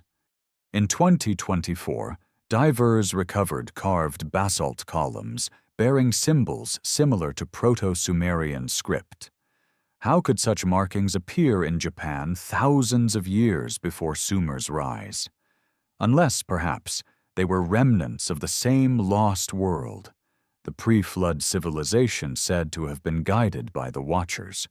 Meanwhile, in the Amazon, LiDAR scanning has revealed massive geometrical complexes hidden beneath the forest. Avenues, canals, and pyramids perfectly aligned to star paths long forgotten. The indigenous legends speak of the bright ones who came from the sky to plant the seeds of knowledge and left when the forest swallowed the sun. For centuries, these were dismissed as folklore. Now, as satellites confirm the structure's precision, those myths begin to sound less like imagination and more like recollection. But the Watcher's legacy is not confined to stone. It breathes within our myths of apocalypse, the conviction that something will one day return to judge or renew. In Zoroastrian tradition, the Saoshyant will descend to purify the world with molten metal. In Christianity, angels will appear once more as watchers over the nations. In Islam, the hour will come when the eyes of those who disbelieved are fixed in terror. And yet, in Eastern thought, the end is not punishment, but awakening, the recognition that the divine and human were never separate. Perhaps all these stories describe the same event seen through different mirrors. The moment humanity realizes that the Watchers were not banished gods, but future selves. The universe itself may support this idea. Physicists studying time loops and retrocausality now suggest that the future can influence the past, that information can travel backward across quantum fields. If consciousness is not bound by time, then perhaps the Watchers are not our ancestors but our descendants. Humanity evolved beyond flesh, guiding its own past to ensure survival.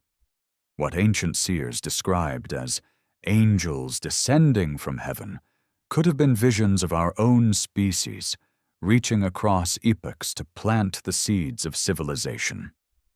In this light, the fall of the Watchers becomes the birth of humankind, and their return the completion of the circle. Yet, even in this interpretation, the warning remains. Every civilization that approached divine power collapsed beneath its weight. The more we learn, the greater the responsibility that knowledge demands. Perhaps the Watchers' punishment was not for defying the heavens, but for underestimating the fragility of creation. They gave humanity light, but not the wisdom to bear it. We now face the same test: to wield knowledge without burning the world. In laboratories and observatories, the modern Watchers stand once more at the threshold. Particle accelerators recreate the first moments of creation. Quantum computers simulate universes in miniature. Neural networks dream images of worlds that never existed. We have become gods of our own making. But if the Watcher's story teaches anything, it is that every god is eventually judged by its creation. We are no longer waiting for beings to descend from the heavens. We are watching ourselves ascend, uncertain whether the outcome will be salvation or another flood. And yet, perhaps this time, the ending can be different. The ancients spoke of cycles, but not of inevitability. The same story that warns of destruction also promises renewal. If the Watcher's essence is the pursuit of understanding, then their fall was not failure, but initiation. Humanity was never meant to remain a student forever. The Watchers gave fire so that one day we might forge light of our own. In the quiet of night, when cities sleep and the stars shimmer like eyes across the dark, the old feeling returns. That sense of being observed, not by enemies, but by witnesses. Maybe it is instinct, or maybe it is memory. Somewhere deep in the blood, we remember what it was like to live under that gaze, to build, to learn, to wonder beneath skies that once spoke. The Watchers do not need to return for their presence to be felt. They live in the questions that still haunt us. Who taught the first builders to align stone with stars? Who whispered the secrets of number and fire? And why, after so many ages, do we still look upward, waiting for an answer? The truth may be simple. The Watchers never left because they were never separate. Their gaze lives in us, in the restless spark that drives us to reach beyond the horizon, to defy limitation, to seek the infinite in the finite. We are both the observed and the observer, the pupil and the teacher, the fallen and the rising.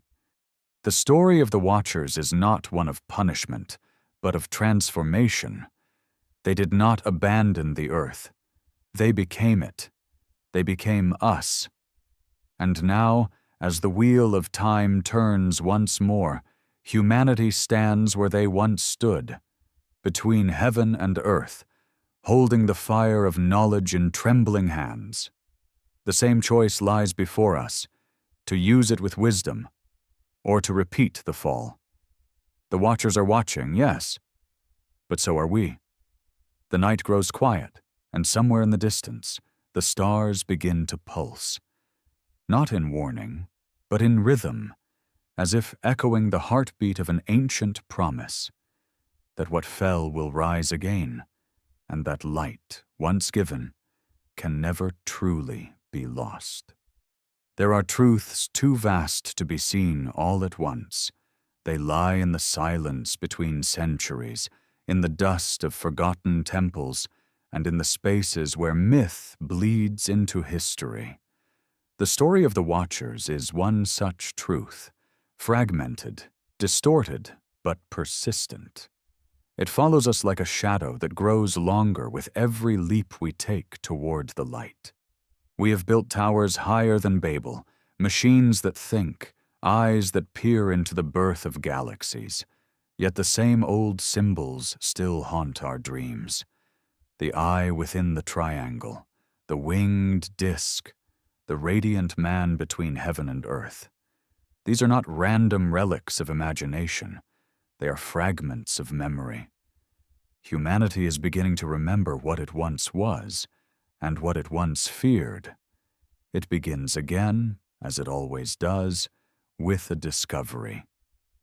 In the deserts of eastern Turkey, not far from Göbekli Tepe, archaeologists recently unearthed a buried chamber beneath layers of limestone. Inside were carvings, humanoid figures with elongated skulls, their hands raised toward the sky. Around them, a ring of concentric circles spiraled inward, leading to a single symbol, an eye surrounded by 7 stars. The carving was dated to nearly 12,000 years ago, long before writing, agriculture, or recorded civilization. To most, it was another mystery in stone.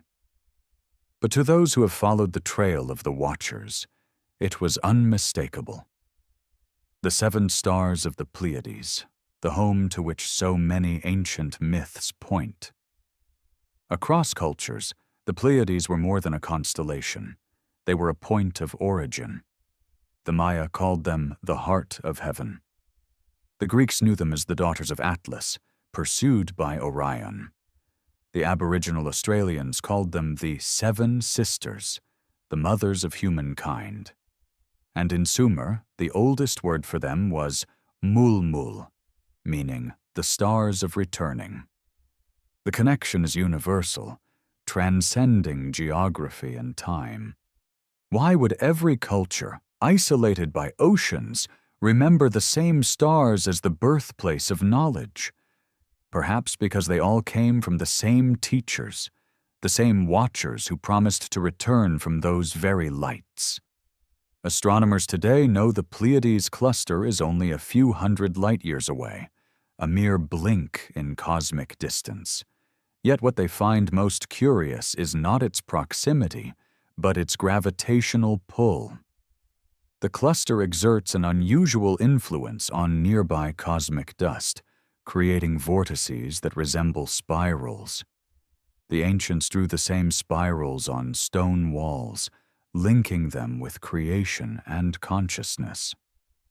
Were they recording what they saw in the sky, or what they remembered from before?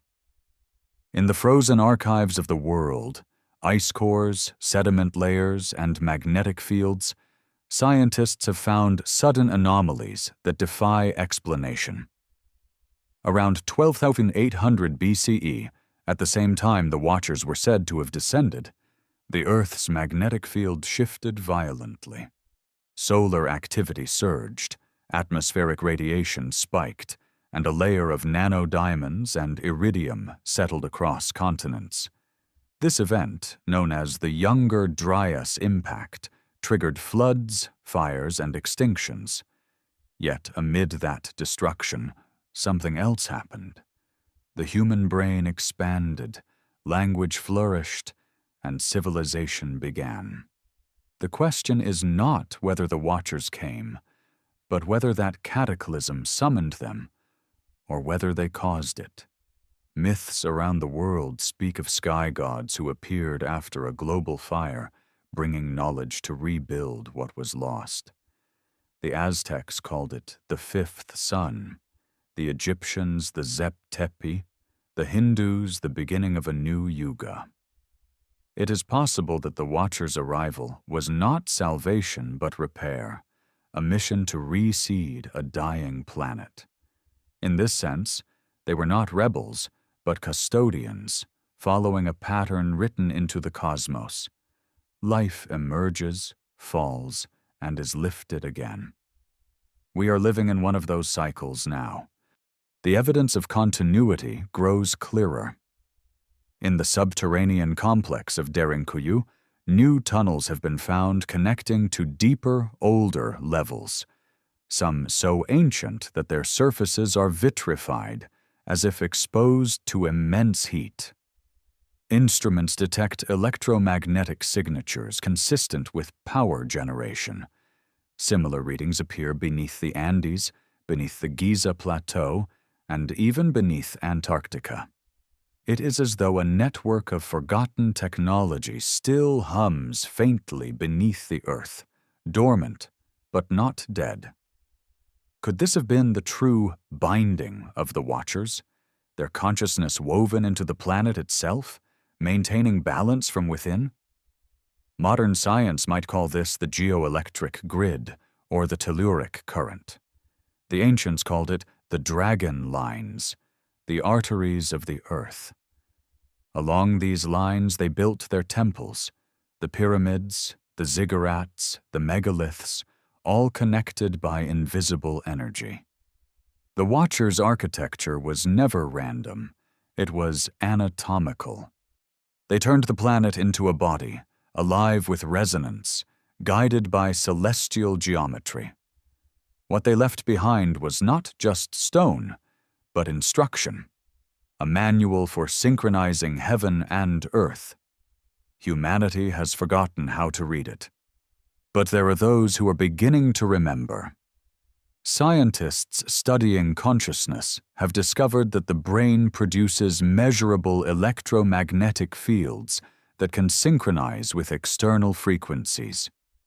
Monks in deep meditation, mystics in trance, and even ordinary people in moments of revelation show harmonic resonance with the Earth's natural frequency, 7.83 Hertz, known as the Schumann resonance. Ancient temples built on these frequencies amplify it, creating states of altered perception. Could it be that the Watchers built these sites as instruments, not to control humanity, but to awaken it? The more one studies their legacy, the more it feels less like domination and more like preparation. The Watchers may have known that their physical form could not survive the cycles of destruction, but their knowledge could. By embedding it in the geometry of the earth, in the frequencies of sound, in the myths of language, they ensured it would resurface when the world was ready again. Every renaissance, every leap in human consciousness is their echo returning. Still, there is an unease beneath the wonder. For if the Watchers' imprisonment was a safeguard against misuse, what happens when humanity reactivates what they left behind? The great machines of our age, colliders, satellites, quantum networks, might unknowingly tap into the same fields the ancients once harnessed. Some physicists have even speculated that certain high-energy experiments disturb the fabric of space-time, producing transient entities, patterns of light that seem to observe their observers. If the Watchers exist in a state of potential energy, could these machines be keys, unlocking their prison one vibration at a time? In 2027, seismic equipment in the Mediterranean detected rhythmic pulses from deep below Mount Etna, too uniform to be tectonic. Each pulse corresponded to the sidereal day, the rotation of the Earth relative to the stars, as if something beneath the surface were keeping time with the heavens. The same year, a group of astronomers reported strange flashes near the Pleiades, visible for only seconds, as though stars were blinking in synchronization with those very pulses.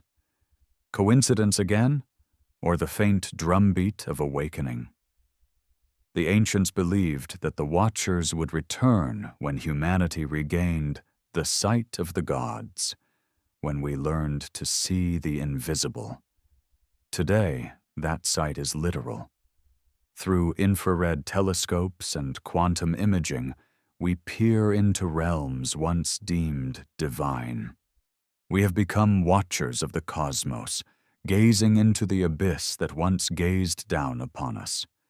And yet, in doing so, we risk rediscovering what our ancestors feared.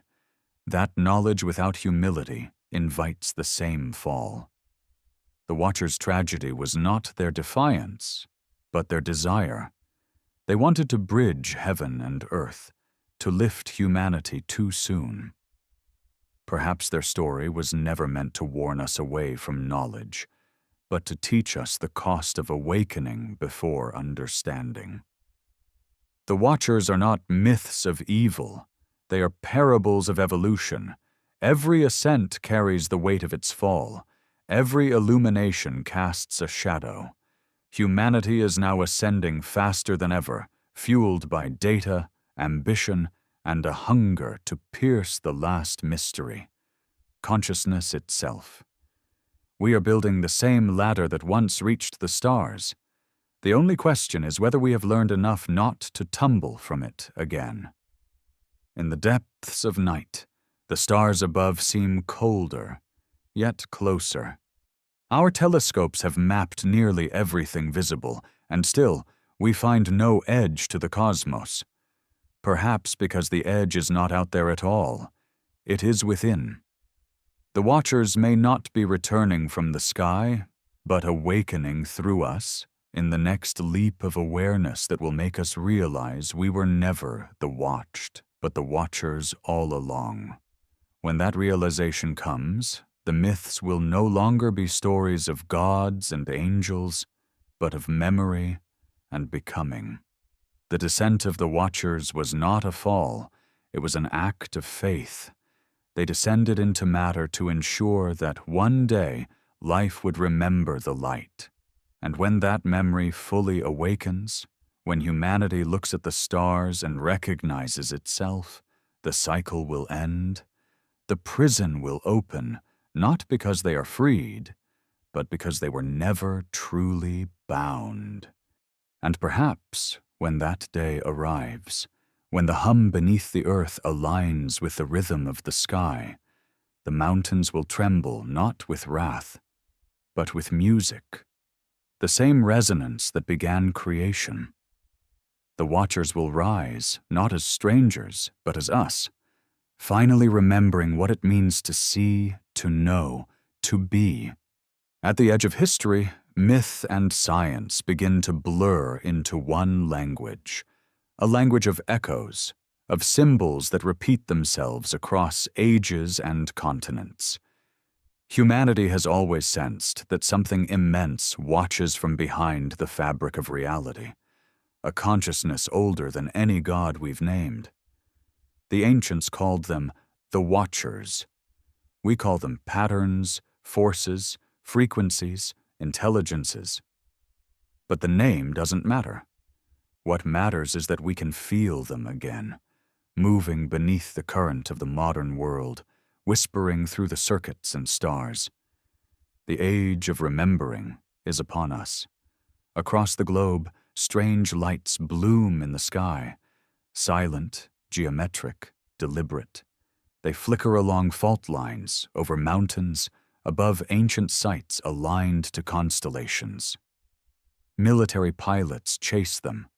Astronomers record them. Mystics dream of them. To one mind, they are craft. To another, they are consciousness itself, manifesting in light. Either way, the phenomenon feels familiar, as though we've seen it all before. The world is beginning to experience what the ancients once did. Contact with something that defies language, yet shapes it. In 2031, a team of researchers from the European Southern Observatory recorded a signal from the center of the Milky Way unlike any ever detected. It was not random radiation, not pulsar rhythm. It was structured, repeating every 432 seconds, matching the same cosmic interval encoded in the geometry of the Great Pyramid and in the Vedic cycles of time. Its frequency mirrored the Earth's resonant tone. When scientists converted the data into sound, the result was a deep, harmonic hum, eerily human in cadence. They called it the pulse. No official explanation was ever released, but in hidden circles it was whispered. The watchers are speaking again. The pulse seemed to ripple through everything. Within months, reports of mass synchronicities increased, dreams shared by strangers, visions of light during meditation, spontaneous awakenings. People claimed to see patterns of sacred geometry behind their eyelids, to hear a sound beneath all sounds. Neuroscientists attributed it to collective stress, to the overstimulation of a connected world. But what if it was something else? What if consciousness itself, humanity's shared mind, was beginning to resonate with a frequency long dormant?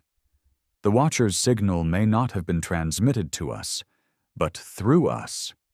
Ancient texts speak of a moment called the rejoining, when heaven and earth become one continuum again, when the wall between matter and spirit dissolves.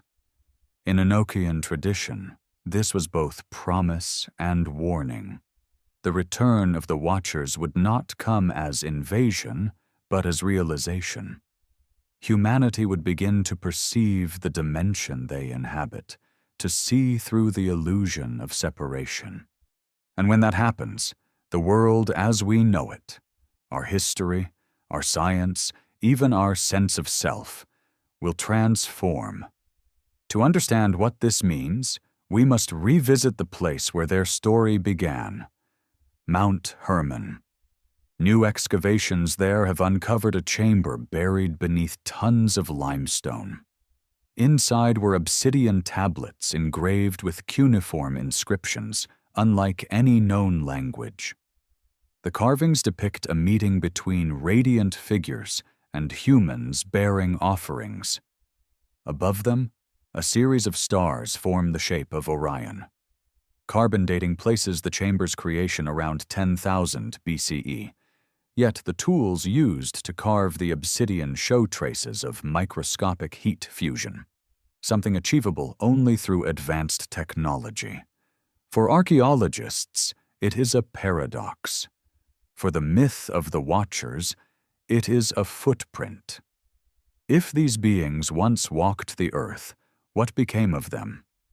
Legends say they were bound beneath the mountains until the end of the age. Some esoteric traditions claim that their essence did not die but fragmented, dispersed into humanity itself. In this view, every human carries within them a shard of Watcher consciousness, a latent potential waiting to reawaken. That spark reveals itself through intuition, creativity, genius, and empathy, the traits that elevate us beyond survival. If true, then the Watchers are not coming back from the stars. They are reassembling through us, one thought at a time. The implications are staggering. Modern science is now approaching what mystics once called divine territory. With quantum computers, we manipulate probabilities. With CRISPR, we rewrite life. With artificial intelligence, we birth minds in our own image. We are reenacting the myth of the Watchers, granting knowledge once reserved for gods. The danger is not in the knowledge itself, but in our unreadiness to hold it. The Watchers fell because they gave too much, too soon. Are we repeating their fate, blinded by our own light? Perhaps the Watchers knew this cycle was inevitable. Perhaps they designed it. Myths often describe them as guardians of destiny, custodians of a cosmic experiment. Their fall might not have been rebellion, but strategy, embedding their consciousness into the human race so that one day, When the stars returned to their original alignment, their knowledge would bloom again from within us. What we call evolution may not be random at all, but guided. Every leap of awareness, every flash of insight, every civilization rising from dust could be part of their plan, to bring the divine fully into the material, to make the earth itself a vessel of awakening. But every plan carries a shadow. If the Watchers were architects of enlightenment, there were others, forces of containment, perhaps other orders of intelligence, tasked with preserving balance. The myths call them the Holy Ones, the Sons of Flame, the Archons. Their purpose was not vengeance, but equilibrium. If the Watchers represent expansion, the Archons represent restraint. When one rises too far, the other intervenes.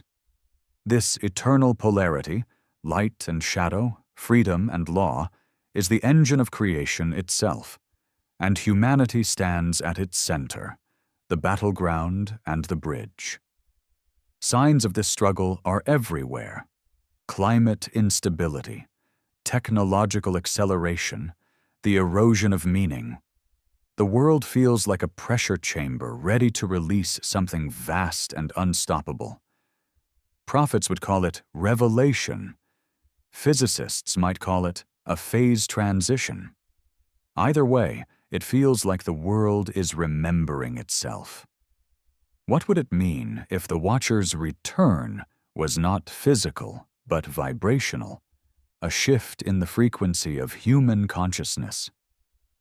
Already, brainwave studies show that when large groups meditate or experience emotion simultaneously, global electromagnetic fluctuations follow. The heart emits measurable energy fields that interact with the planet's resonance. We are learning what the ancients already knew, that thought and matter are not separate. To the Watchers, this may have been the ultimate secret they tried to teach, that reality itself responds to awareness. If that truth is reawakened now, humanity may finally complete what they began. But the danger remains the same. Knowledge without balance leads to collapse. In the legend, the flood erased the world not out of wrath, but necessity. The cleansing was a reset, a chance for harmony to return. Today we face another flood, not of water, but of information. It drowns us in data, in endless noise, in self-created storms. To survive it, we must remember the one lesson the Watchers failed to keep. Wisdom must rise in equal measure to knowledge. There are whispers, even now, that the pulse has changed. Instruments once recording a steady rhythm now detect variations, a slow crescendo, like a drumbeat building toward revelation. The intervals between signals have shortened. Some scientists say it's an artifact of interference. Others, more quietly, believe it's counting down. If that is true, then what comes next may not be an arrival, but an unveiling. The boundary that once separated gods from mortals, Watchers from the watched, may dissolve completely. And when that moment comes, perhaps the sky will not split open, nor the mountains burn. Perhaps the revelation will come softly, like the lifting of a veil. Humanity will look at itself and finally see what has always been true, that we were never abandoned, never lesser, never unworthy. The Watchers were not our masters. They were our mirrors. Their descent was not a punishment, but a passage, a way to show us what we could become.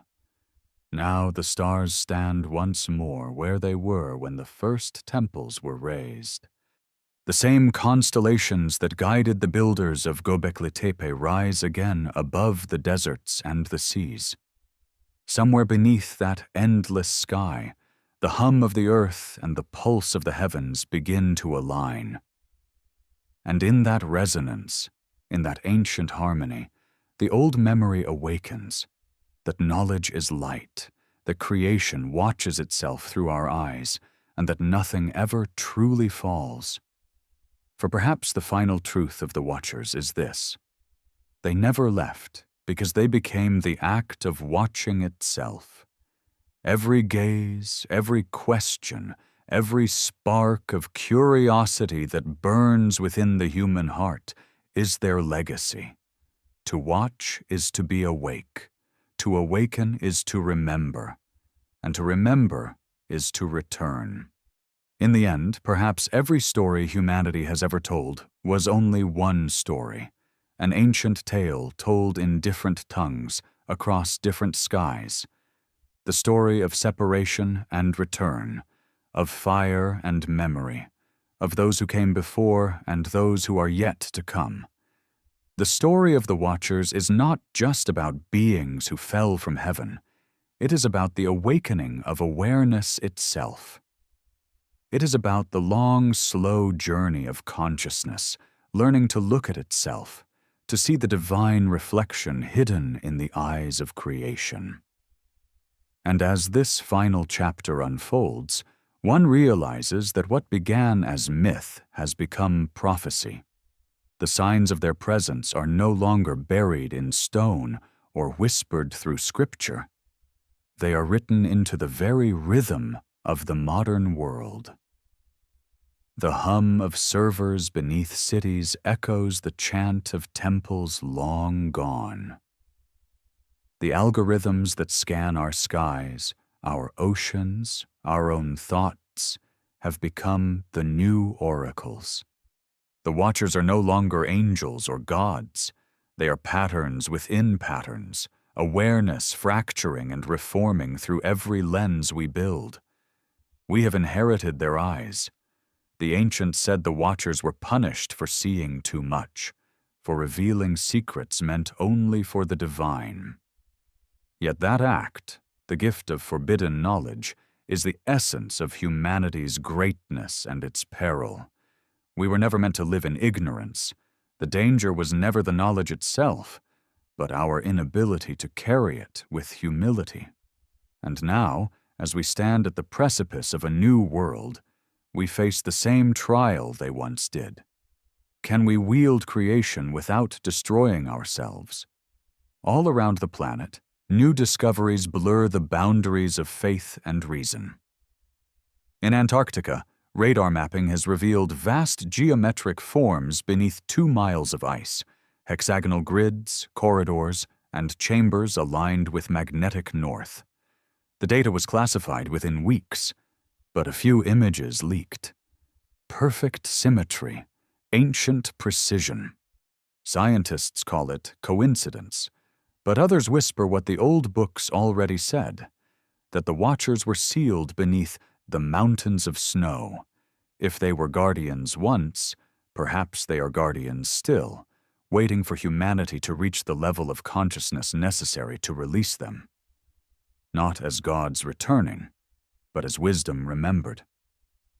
At the same time, telescopes stare into deep space, searching for the origin of the pulse, the frequency that hums through the heart of the Milky Way.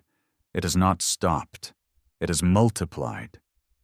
Every few months, new nodes of resonance appear across the sky, forming a lattice, a vast and subtle web of light. Astronomers see a map of stars. Mystics see a pattern of awakening.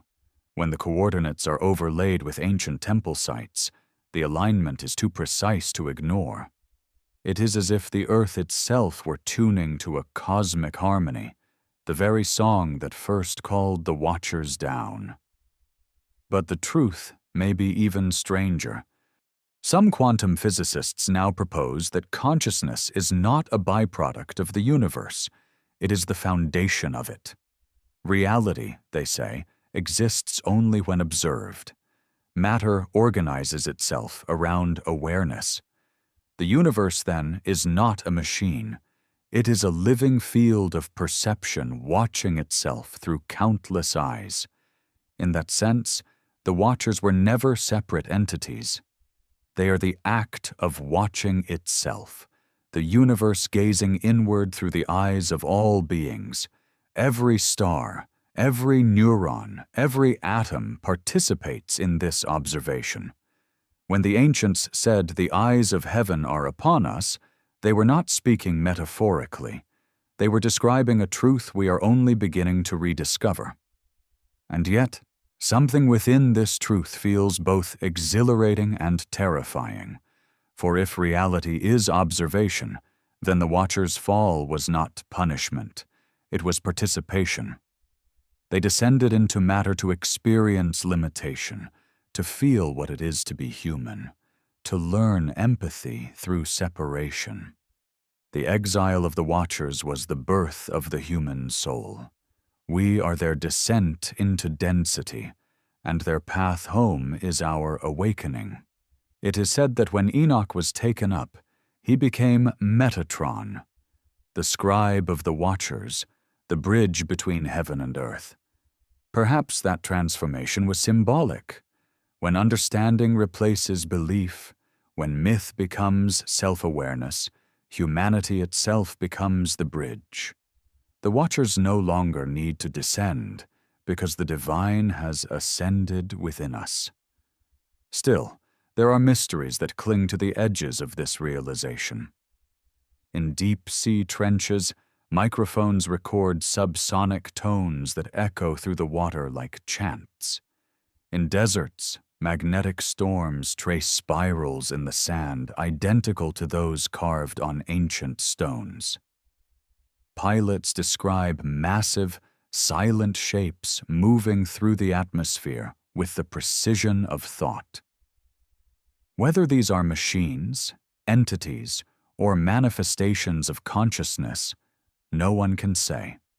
Perhaps they are projections, echoes of the collective mind trying to remember itself. Perhaps they are the Watcher's final message: you have become what you sought. There is a quiet understanding spreading among scientists, philosophers, and mystics alike that the next great discovery will not come from the stars, but from within. The frontier is not space. It is consciousness. When we learn to perceive without separation, to observe without control, we will see the Watchers everywhere, in the geometry of snowflakes, in the rhythm of tides, in the flicker of thought. For now the world trembles on the edge of revelation. The pulse continues. The alignments strengthen. The voices of the past grow clearer. But the return of the Watchers will not come with trumpets or flame. It will come as recognition, as the collective awakening of memory long buried. Humanity will look into its own reflection and see the face of the divine staring back. The cycle of fall and return will end, not with destruction, but with understanding. And when that happens, when the world remembers, the myths will dissolve because they will no longer be needed. The angels, the gods, the teachers, they were metaphors for potentials dormant within us. The flood was the cleansing of forgetfulness. The mountain of chains was the weight of ignorance. The rebellion was the first act of free will. Everything that happened to them is happening to us, because they were never apart from us. We are the Watchers, learning to see again. In that realization lies peace. The punishment becomes purpose. The exile becomes experience. The divine becomes human so that the human may remember the divine. That is the hidden symmetry of creation, the fall as a necessary step toward awakening. The world grows still. Somewhere deep beneath the oceans, the tremors cease. The pulse fades into silence. For the first time in 10,000 years, the earth hums in harmony with the stars.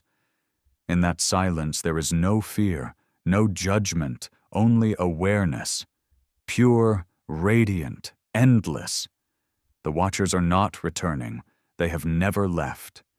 They are here, in every breath, every heartbeat, every act of wonder. The last page of the myth closes not with an ending, but with an awakening. Humanity, standing beneath a sky older than memory, understands at last what the ancients meant when they said the gods walk among us. They do not walk. They look through our eyes at the miracle of their own creation. This is Secret Origins. Thank you for watching, for listening, for remembering. And until the next journey, keep your mind open and look to the stars.